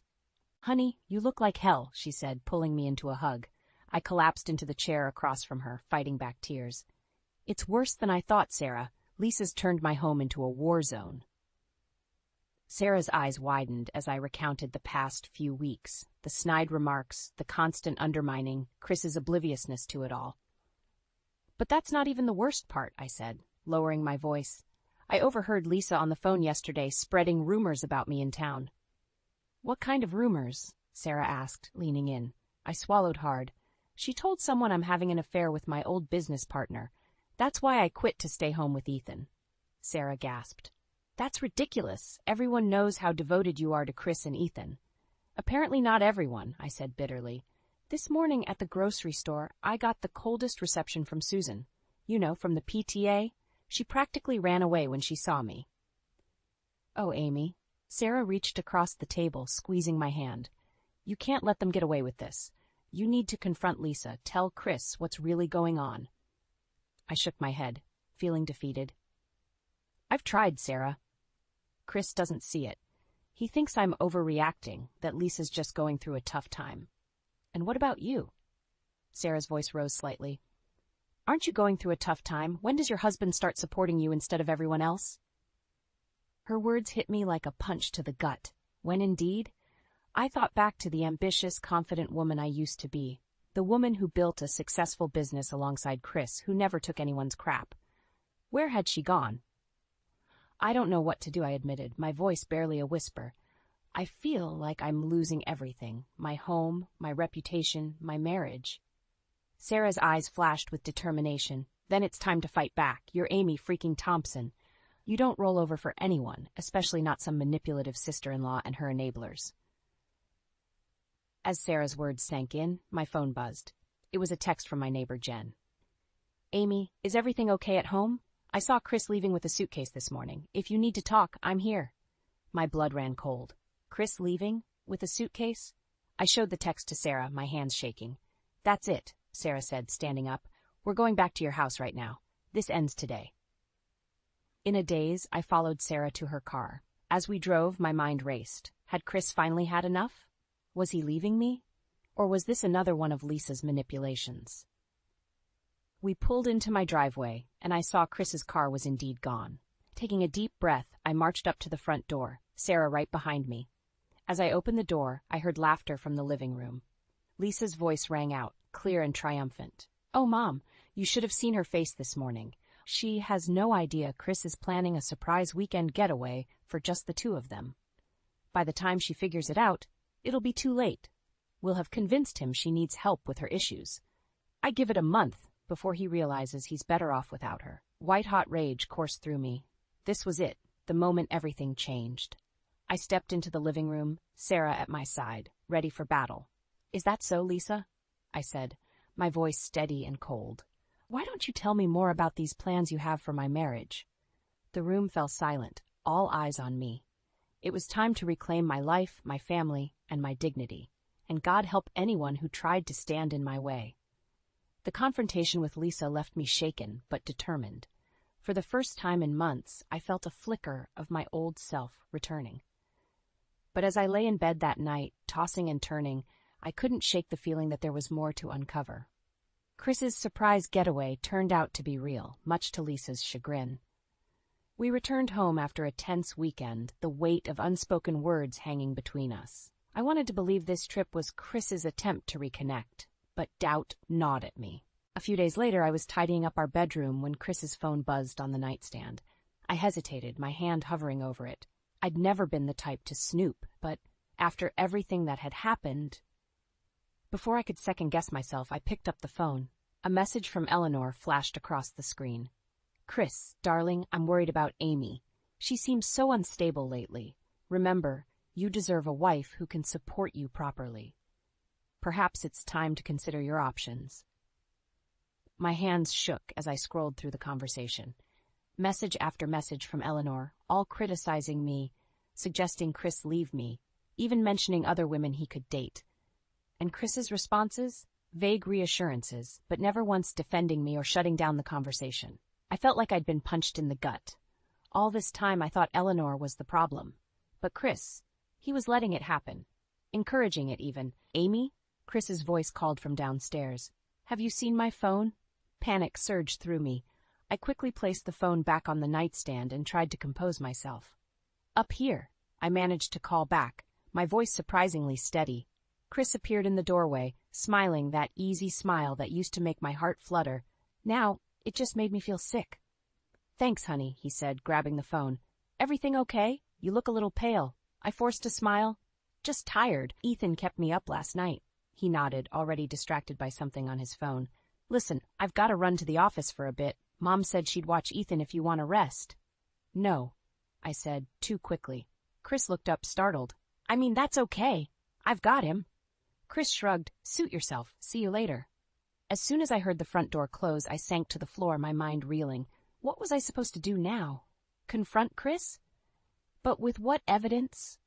I'd snooped through his private messages, and even if I did confront him, would he believe me over his mother? I thought about leaving, taking Ethan and starting over somewhere new. But the idea of tearing my son away from his father, his home, I couldn't bear it. A soft knock on the door frame made me look up. Ethan stood there, his little face creased with worry. "Mommy, are you crying?" I hastily wiped my eyes, forcing a smile. "No, sweetie, Mommy's just thinking." He patted over, wrapping his arms around me. "Don't be sad, Mommy, I love you." In that moment, holding my son, I knew I couldn't run. I couldn't let Eleanor, Lisa, or even Chris destroy what I'd built. This was my family, my life, and I was going to fight for it. I gently pulled back, looking into Ethan's innocent eyes. "I love you too, baby, so much, and I promise you, things are going to get better." As Ethan snuggled against me, I made a decision. No more passive Amy, no more victim. It was time to take control, to confront Chris and his family head-on. I'd built a successful business from the ground up. I could certainly rebuild my marriage and my dignity. Tomorrow, I decided. Tomorrow, I'd face Chris with the truth. And if he couldn't see it, if he chose his mother's manipulations over our family, well, then I'd know exactly where I stood. One way or another, this ends now.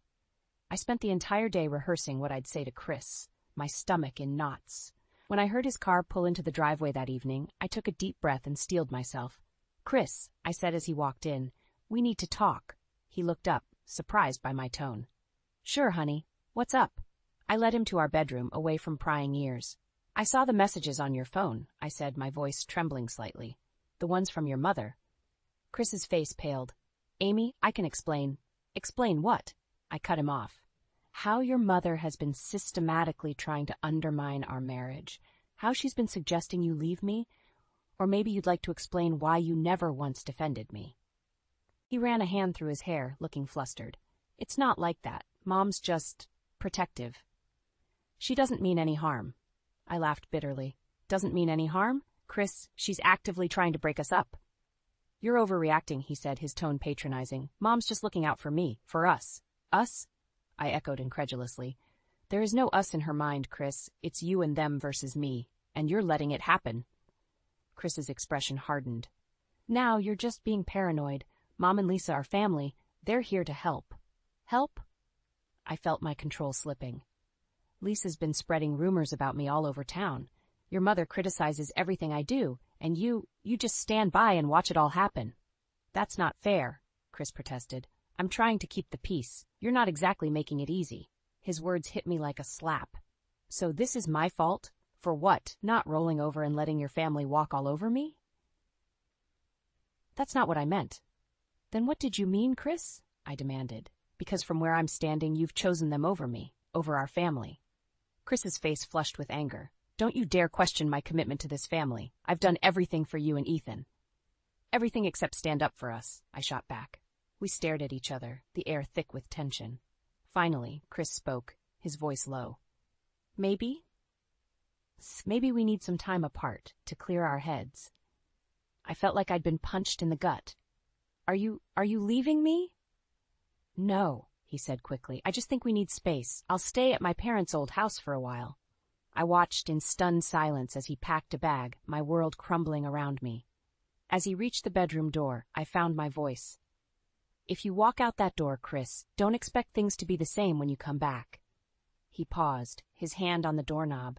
For a moment, I thought he might turn around, might choose us, but then he opened the door and walked out without another word.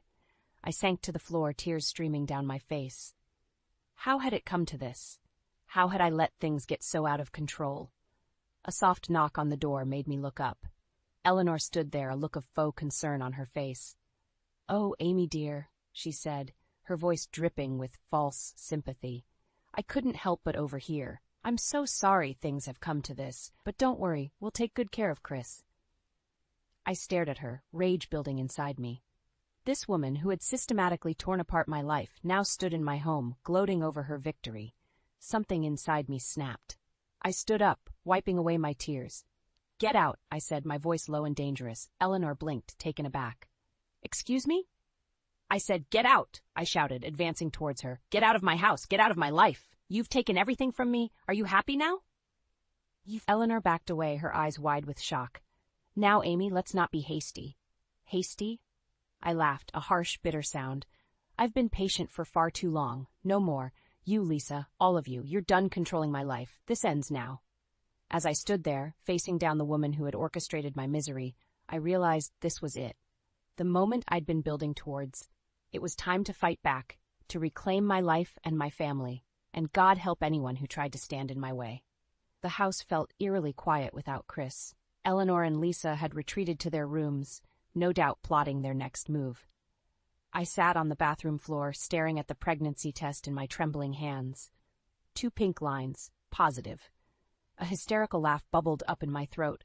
Of all the times to find out I was pregnant, it had to be now, when my marriage was falling apart and my home had become a battleground. I couldn't tell Chris. Not yet. Not when he'd chosen his family over ours.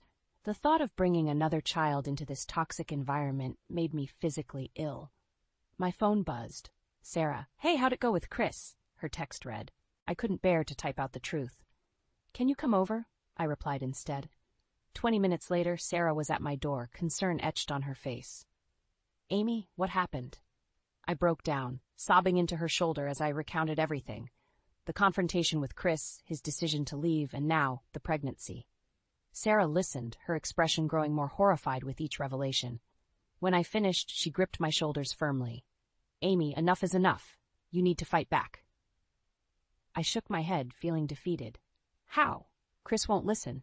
His family has him wrapped around their finger." "Then make him listen," Sarah insisted. "You were a badass businesswoman, remember? Where's that Amy? The one who never took crap from anyone?" Her words stirred something in me.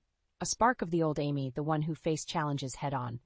"But what if?" I started. Sarah cut me off. "No more what ifs. You're fighting for your family now, both the one you have and the one growing inside you." She was right. I couldn't keep playing the victim. It was time to reclaim my life, my marriage, my dignity. "Okay," I said, straightening up. "What's the plan?" We spent the next hour strategizing. By the time Sarah left, I felt a renewed sense of purpose. I was done being pushed around. The next morning, I woke up early, determination coursing through my veins. I marched into the kitchen where Eleanor and Lisa were having coffee. "We need to talk," I announced, my voice steady. Eleanor raised an eyebrow. "Oh? About what, dear?" "About how you're going to pack your bags and leave my house, today." Lisa choked on her coffee. "Excuse me, you can't kick us out." "Watch me," I retorted. "This is my home, and you're no longer welcome here." Eleanor's face darkened. "Does Christopher know about this? He won't stand for it." "Chris doesn't make decisions for me," I said, surprised by my own confidence, "and he certainly doesn't get to choose between his family and ours, because we are his family, me and Ethan." "And the baby," I added, watching their faces pale with shock. "You're pregnant?" Lisa sputtered. I nodded, placing a protective hand over my stomach. Yes, and I won't have my child grow up in this toxic environment you've created. Eleanor stood up, her voice sickly sweet. Now, Amy, let's not be hasty. We're all family here. Surely we can work this out. No, I said firmly. We can't. You've manipulated and undermined me for the last time. I want you gone by noon. As I turned to leave, Lisa called out, You'll regret this, Amy. Chris will never forgive you. I paused at the door, looking back at them. Maybe, but I'll never forgive myself if I don't stand up for my family. With that, I walked out, my heart pounding. I knew the real battle was yet to come. Confronting Chris, making him see the truth, fighting for our marriage, it would be the hardest thing I've ever done. But as I placed a hand on my stomach, feeling the promise of new life, I knew it was worth fighting for.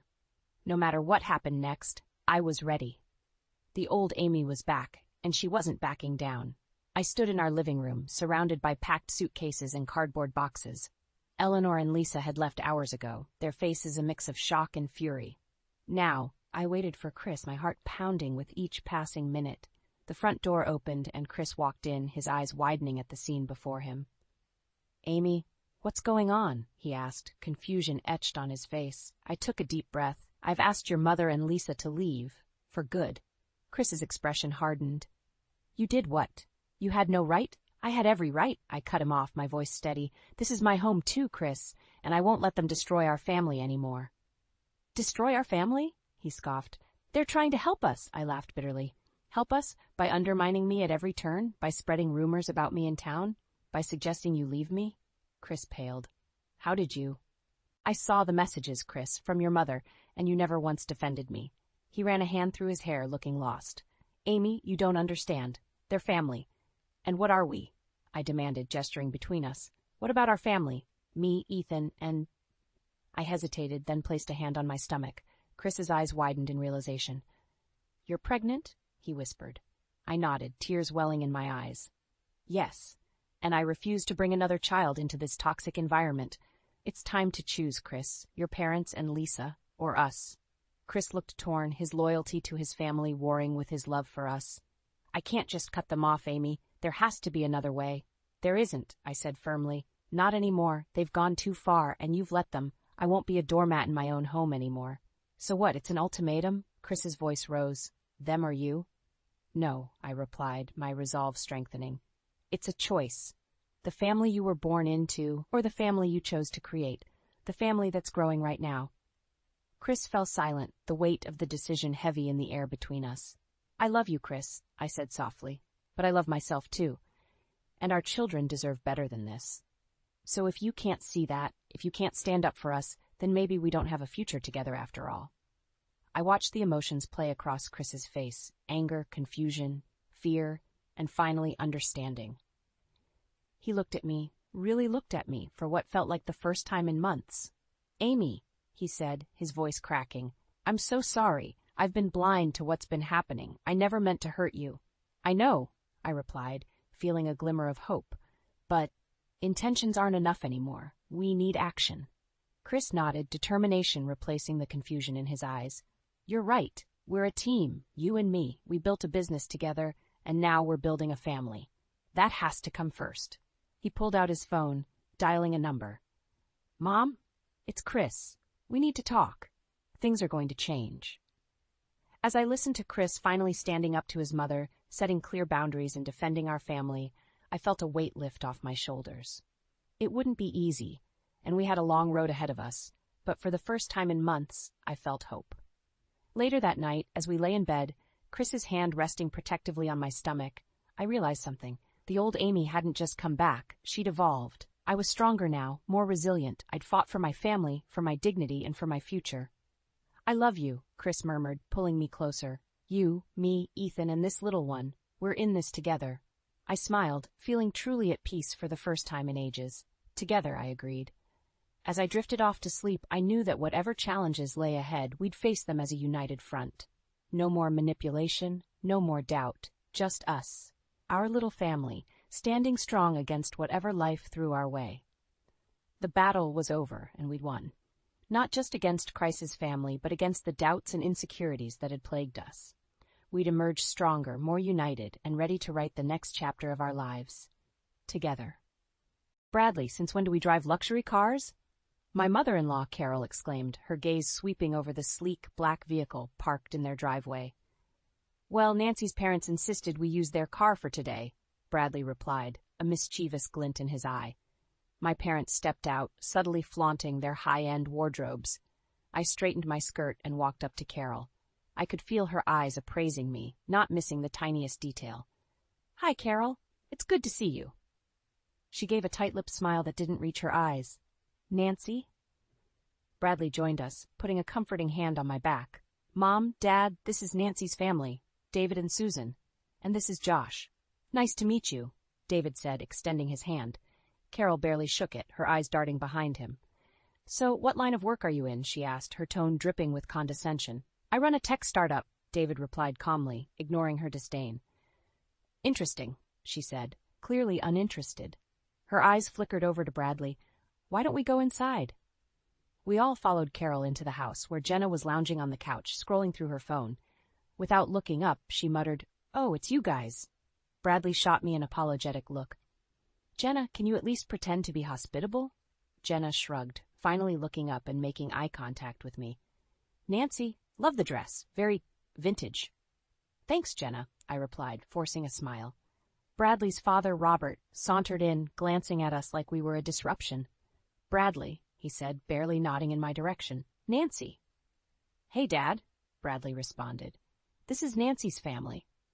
Robert acknowledged them with a cursory nod, then turned to Carol. Shall we? It was clear this gathering wasn't going to be a friendly family union. Carol led the way to the dining room, where a lavish brunch was laid out. My parents took their seats, doing their best to maintain a calm demeanor under the icy reception. As we sat down, Carol started talking about her latest charity event, her voice dripping with a sense of superiority. It was a grand affair. Only the elite of the city were invited, of course. Sounds delightful, Susan chimed in, trying to keep the conversation light. I'd love to hear more about it. Carol's eyes narrowed slightly. Oh, I doubt it's anything you'd be interested in, dear. Fighting back the urge to roll my eyes, I focused on my plate. Bradley squeezed my hand under the table, a silent gesture of support. So, Josh, what do you do for a living? Jenna asked, her tone surprisingly devoid of her usual sarcasm. I work in international tech relations, he said, his tone casual but firm. Oh, Jenna muttered, clearly not expecting a solid response. The rest of the brunch was filled with awkward pauses and forced small talk. Carol and Robert maintained their aloof demeanor, while Jenna alternated between half-hearted attempts at conversation and ignoring us altogether. As we finished up, Carol finally addressed Bradley directly. So, what's the plan for the rest of the day? We thought we'd show Nancy's family around town, Bradley said, smiling at me. Give them a taste of the local sights. Carol's eyebrows shot up. Our town isn't exactly touristy. I'm sure we'll manage, I interjected, trying to cut the tension. As we made our way outside, I couldn't help but feel a weight lift off my shoulders. Bradley wrapped an arm around me. You okay? Yeah, I sighed. It's just, He kissed my forehead. I know, but we're in this together, remember? His words warmed my heart. As we got back into the car, I glanced at my family. Their support was my armor, shielding me from the cold judgment of Bradley's family. Together, we'd get through this. The first family dinner at Bradley's parents' house was a night I'll never forget. Carol and Jenna had made their approval or lack thereof abundantly clear from the start. As we walked into their grand dining room, the chandelier sparkled overhead, illuminating the tension in the air. Welcome, everyone, Carol said with a tight smile, the tone insincere. Please, take a seat. My parents, David and Susan, exchanged wary glances before sitting down. I grabbed Bradley's hand, feeling his warmth steady me. So, Nancy, Carol began as soon as we were seated, how's your little project management job going? It's going well, thank you, I answered, maintaining my composure.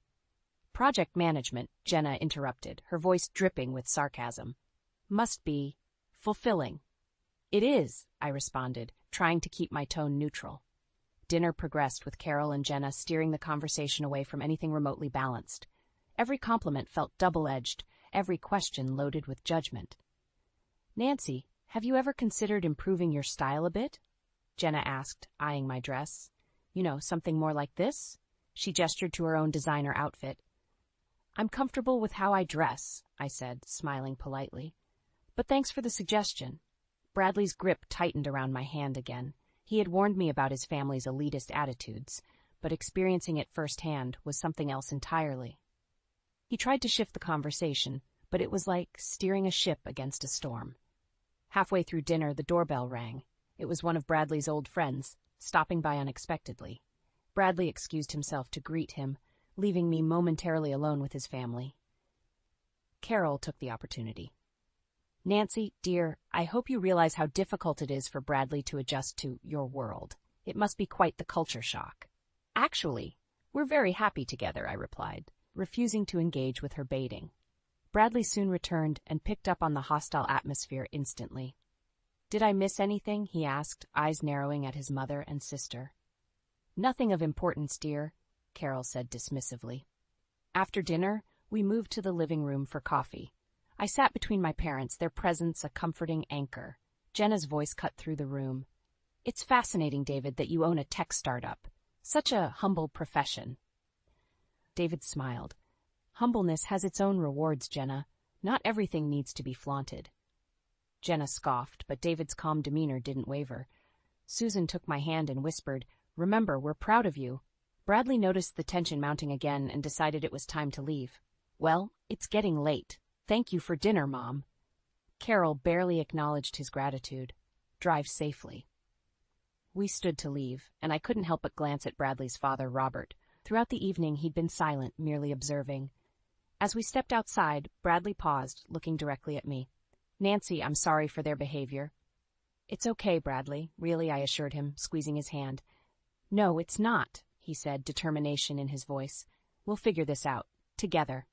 We drove home in silence, but the resolve in Bradley's grip around the steering wheel spoke volumes. As we pulled into the driveway, I knew that this wasn't over. Carol and Jenna's disdain had ignited something in us, something we would confront head-on. At home, once we were alone, Bradley took my hands in his. We'll make them see, Nancy, I promise. I nodded, feeling the strength of his resolve merge with my own. Whatever it took, we would face this challenge together. Family was worth fighting for, and we were ready to fight. 3 weeks had passed since that disastrous dinner, but the biting remarks from Carol and Jenna hadn't ceased. If anything, they seemed to gain momentum. Nancy, darling, why don't you join us for tea tomorrow? Carol's voice trilled over the phone one afternoon. We need to discuss the upcoming charity gala. I hesitated, but ultimately agreed, knowing it would be rude to decline. The next day, I found myself sitting across from Carol and Jenna at an upscale tea room, the aroma of freshly brewed tea doing little to soothe my nerves. Carol wasted no time. Nancy, how do you plan to contribute to the auction? It's a vital part of our family's commitment to the community. I sipped my tea, steadying myself. I've thought about offering some project management consulting hours. It's what I do best. Jenna snorted. Do you really think anyone would bid on that? We need something elegant, something that represents our family's stature. Perhaps Bradley and I could donate together. We both have skills to offer, I suggested, trying to navigate their pointed questioning.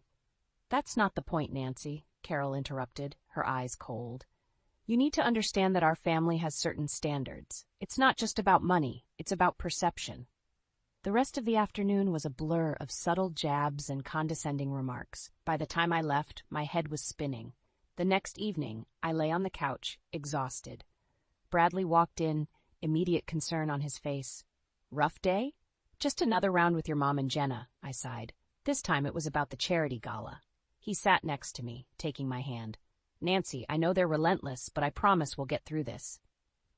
A few days later, Bradley and I attended another family gathering. This time, Carol's disdain seemed to be in full force.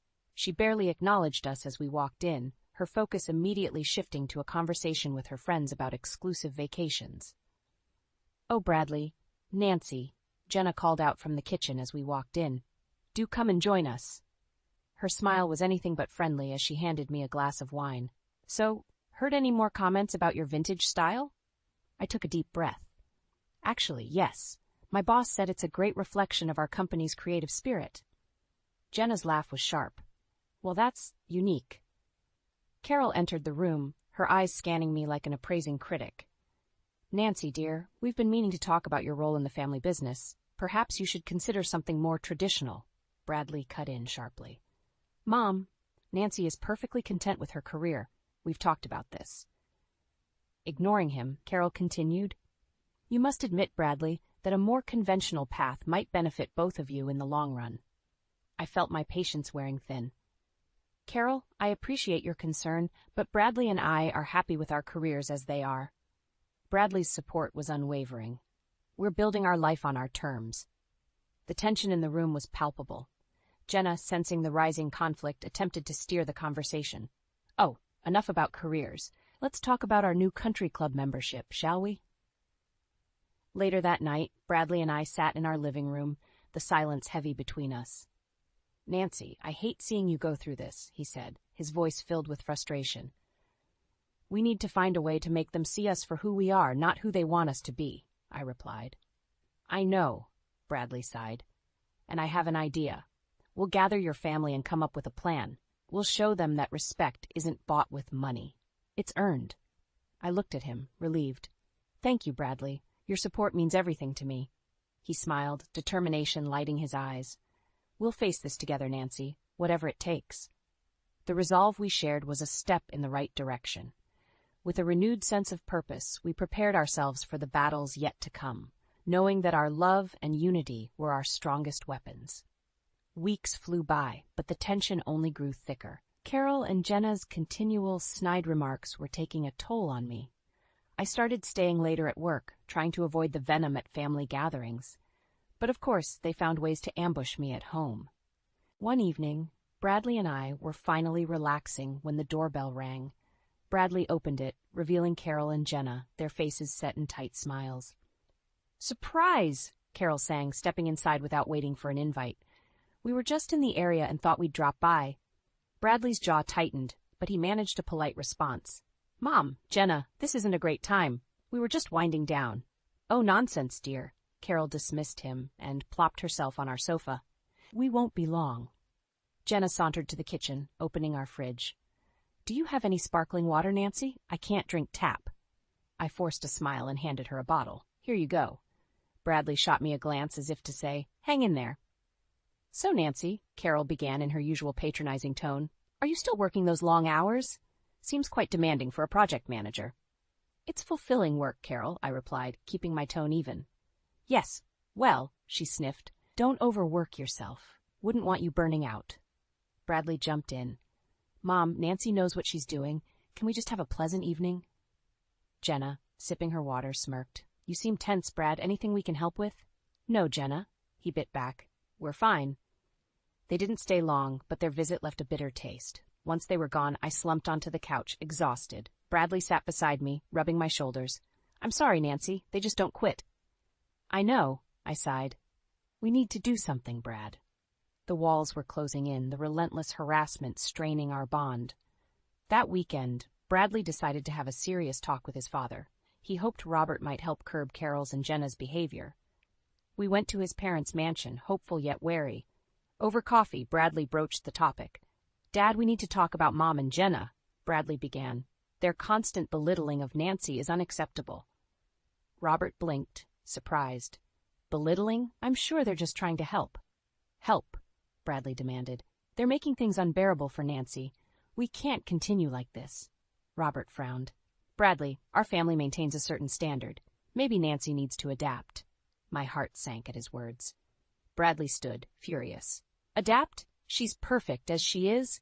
Or can't you see value beyond your own prejudices? Watch your tone, Robert warned, standing up as well. We've built this life through hard work and status. Maybe Nancy just needs to understand that. Bradley's face turned red with anger. Dad, respect isn't about status. It's about how you treat people. If you can't see that, then you're blinder than I thought. He grabbed my hand, leading us out. We're done here, Dad, he called back, not looking over his shoulder. Back in the car, Bradley's anger was palpable. I'm sorry, Nancy. I hoped he'd understand. It's all right, Brad, I said softly. We'll find another way. Back at home, we sat with my family to devise a new plan. Determination fueled our thoughts, and we knew we had to stand our ground. If they wanted to judge us by their standards, we'd show them we could match them, and more. We'd face their snobbery head-on, with intelligence and dignity. As the evening wore on, a sense of camaraderie filled the room. We were ready to confront the in-laws' arrogance, knowing that true respect and love were worth fighting for. Whatever it took, we would reclaim our peace. The plan was simple yet bold. My family was on board, ready to show Carol and Jenna that their arrogance couldn't crush our spirit. We plotted carefully, every detail considered for maximum impact. One evening, while sipping coffee around our kitchen table, I brought it up. We'll need a car, something that screams luxury. Dad, do you still have connections with that car rental place? David grinned. I'll handle it. Consider it done. Susan chimed in, her eyes sparkling with mischief. And we can spruce up our wardrobes. There's an upscale boutique downtown. Let's turn some heads. Josh, my brother, leaned back casually. I've got a few tricks up my sleeve. I think Jenna will be quite surprised to see how we handle things. The following days were a whirlwind of preparations. We visited the boutique and picked out outfits that oozed sophistication. David secured the car, a stunning Bentley that would make even Carol do a double take.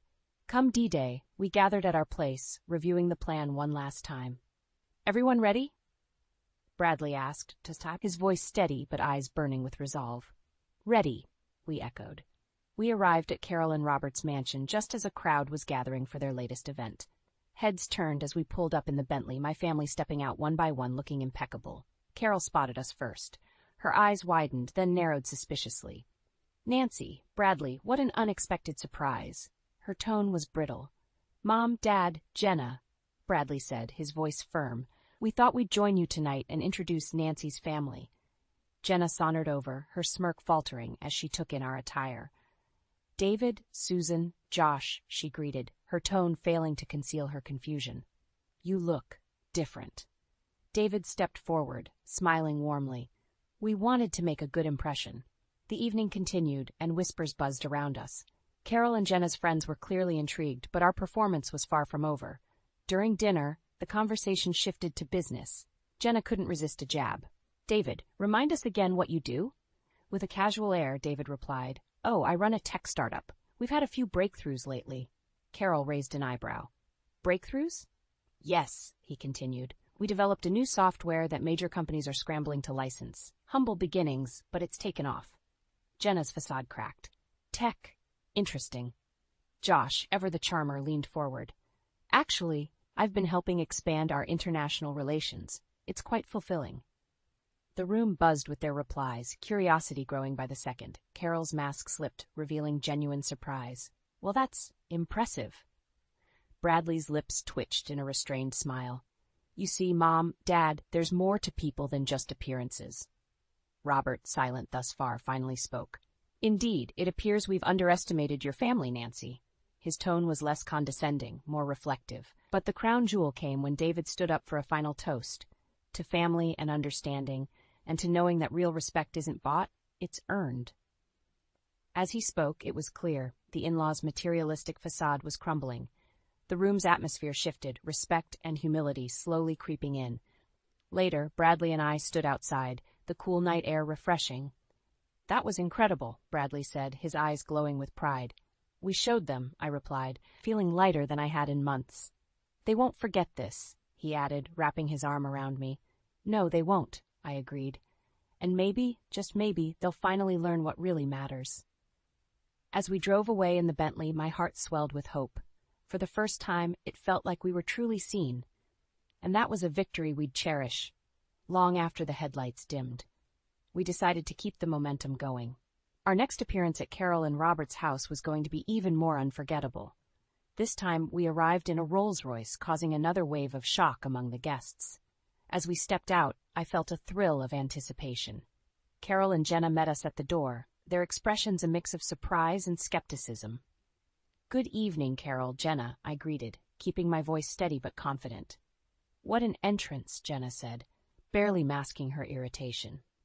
Is this another one of your parents' cars? David stepped in smoothly. Indeed, we thought it fitting for the occasion. Once inside, everyone's eyes were on us. Carol tried to regain control, her smile strained. Nancy, shall we talk in private? Bradley's grip on my hand tightened. Whatever you have to say to Nancy, you can say in front of everyone. Carol's eyes flashed with anger. Very well, Nancy, I hope you understand that appearances can be deceiving. It's easy to put on a show, but we are concerned with what's underneath. I met her gaze head on. Our appearance tonight is not a show. It's a reflection of who we are and what we are capable of. We've worked hard, just like you. Carol's lips tightened. Hard work is important, yes, but so is knowing one's place. Bradley stepped forward. Mom, Nancy's family deserves respect. They've earned everything they have. Isn't that what our family values? Robert's voice cut through the tension. Carol, we've misjudged them. It's time we acknowledge that. Carol seemed taken aback for a moment, then rallied. Acknowledged what? That they can rent fancy cars and wear designer clothes? This does not change who they fundamentally are. David, calm and dignified, addressed the room. Our success is real, as is our integrity. We have always believed in respect, something this family seems to have overlooked. A murmur ran through the guests. Jenna, sensing a loss of control, whispered loudly to Carol, Are we seriously entertaining this farce? Bradley, his voice unwavering, said, It's not a farce. Look around, Jenna. These are the people you've belittled, yet they stand strong. They deserve your respect. The silence that followed was profound. Carol's face was red with suppressed rage, but she remained silent. Bradley continued, We've done nothing but prove ourselves while being constantly underestimated and disrespected. Josh chose this moment to speak, his tone casual but cutting. Respect should flow both ways. You can't claim to be superior while putting others down. It's not just hypocritical, it's shallow. Carol's mask slipped. You dare speak to me like that? Yes, Josh said simply, because you need to hear it. We stood there, defiant and united, the weight of their judgments crumbling around us. Bradley turned to his father. Dad, will you continue to support this? Robert, for once, looked uncertain. Things do need to change, he finally admitted. Carol glared at her husband, but refrained from speaking. I knew we'd struck a chord. This had been more than an event. It was a shift in the dynamic that had oppressed us for too long. As we left, Carol and Jenna's faces were etched with the realization that their power had waned. Bradley held my hand tightly, pride and relief mingling in his eyes. We did it, he whispered. Yes, we did, I agreed, feeling victory surge within me. Driving away, the sense of unity and triumph was palpable. This wasn't just about revenge. It was about reclaiming our self-worth. We had challenged their scorn and stood our ground. For the first time, I felt free. Bradley's support and my family's unwavering strength had seen us through. Respect, real respect, was earned, and tonight we had taken a giant step forward in demanding ours. The day of the grand reveal had finally arrived. We assembled early at Bradley's parents' house, ready to host another gathering. This time, my father's success would be the centerpiece, revealing a side Carol and Jenna had never bothered to see. Carol's jaw visibly tightened when she saw the turnout. The driveway was packed with luxury cars, and our family blended in seamlessly. This wasn't just an impression, it was a statement. As we gathered in the sprawling living room, Dad cleared his throat, capturing everyone's attention. Thank you all for coming. I'd like to share a bit about our journey. Our humble beginnings shaped who we are, but they never defined our ceiling. The room fell silent, all eyes on him, Carol's included. She seemed unable to reconcile her preconceived notions with the reality before her. David continued, Our company, though rooted in simplicity, has earned respect in tech circles. We value innovation and hard work over ostentation. Jenna rolled her eyes, but her smirk was less confident. You mean you've been successful all this time and chose not to flaunt it? Correct, David replied calmly. We believe in letting actions speak louder than appearances. Josh took this moment to step in. For example, our latest project has secured multiple international contracts. We're about to expand significantly. Jenna's eyes widened slightly, but she quickly masked it with indifference. As for me, David added, I prefer staying grounded. My joy comes from seeing my family thrive, not from displaying wealth. The sincerity in his words was impossible to ignore. Carol shifted uncomfortably, finally speaking up. Why haven't you mentioned this before? Maybe because you never asked, I replied softly, but with conviction. Bradley joined my side, his support unwavering. Mom, Dad, it's not about money, it's about respect. Something I hope you start to understand. Carol's face was flushed with emotion. We never meant any harm. We just wanted the best for our son. Bradley's eyes narrowed. The best? By hurting the woman I love? By belittling her family? Robert quietly interjected. We might have been blinded by our own standards. It's clear we need to reconsider our approach. Jenna, sensing an opportunity, tried to reconcile. Nancy, maybe we misjudged you. Perhaps it's time we tried harder to understand each other. I looked at her and for the first time saw a glimmer of sincerity. That would be a start. The room seemed lighter, the oppressive air lifting. It wasn't a complete victory, but it was progress. Carol and Jenna needed time to change, but the seeds had been planted. David lifted his glass. To new beginnings and mutual respect. Everyone raised their glasses, even Carol and Jenna, albeit slowly. The clinking of glasses solidified a tentative peace, one built on new understandings rather than forced agreements. Later, as we headed back to our car, Bradley wrapped his arm around me. Do you think they'll change? I think they'll try, I said, leaning into him. And that's a start. Driving away, I felt a cautious optimism.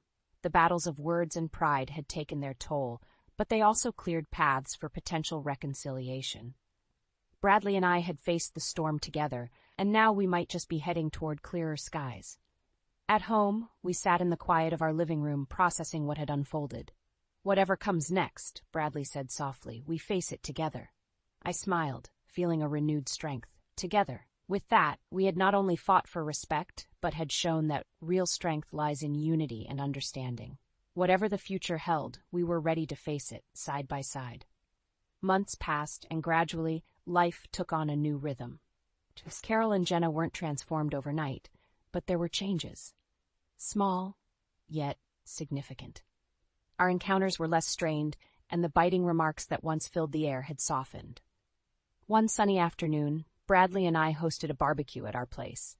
It was a casual gathering, aimed at bringing both families together. As the smell of grilled food filled the air, David and Robert chatted about tech developments while Josh and Jenna discussed international markets, surprisingly finding common ground. Carol approached me near the grill, a plate of marinated vegetables in her hands. Mind if I add these? She asked.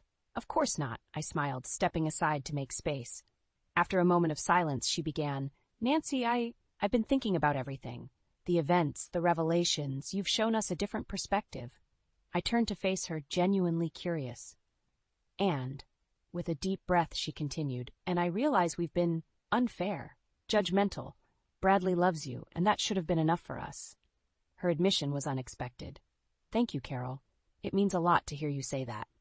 She nodded, her face softening. It's about time I started treating you like family. We spent the rest of the afternoon in relative peace, the atmosphere light and friendly. Bradley, noticing the change, wrapped his arm around me. Looks like we're finally getting somewhere. It feels good, I admitted. Really good.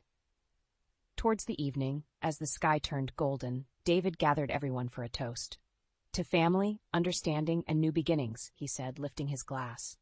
To new beginnings, everyone echoed, the clink of glasses sealing the sentiment. Even Carol and Jenna seemed genuine in their response.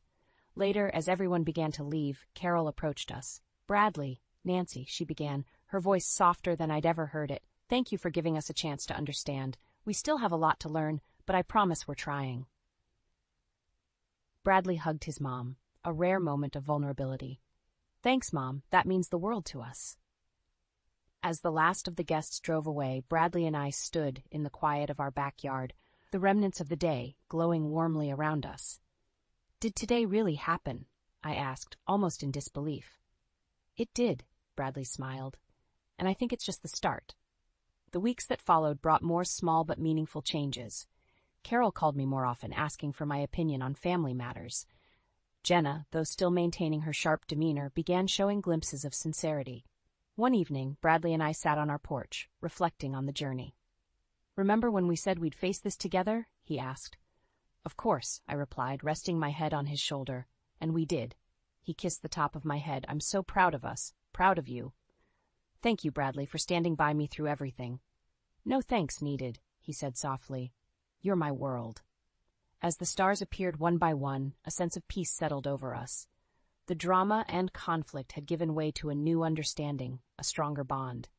Our relationship, tested by trials, had emerged fortified and unshakable. Life wasn't perfect, but it was ours, built on mutual respect and unwavering support.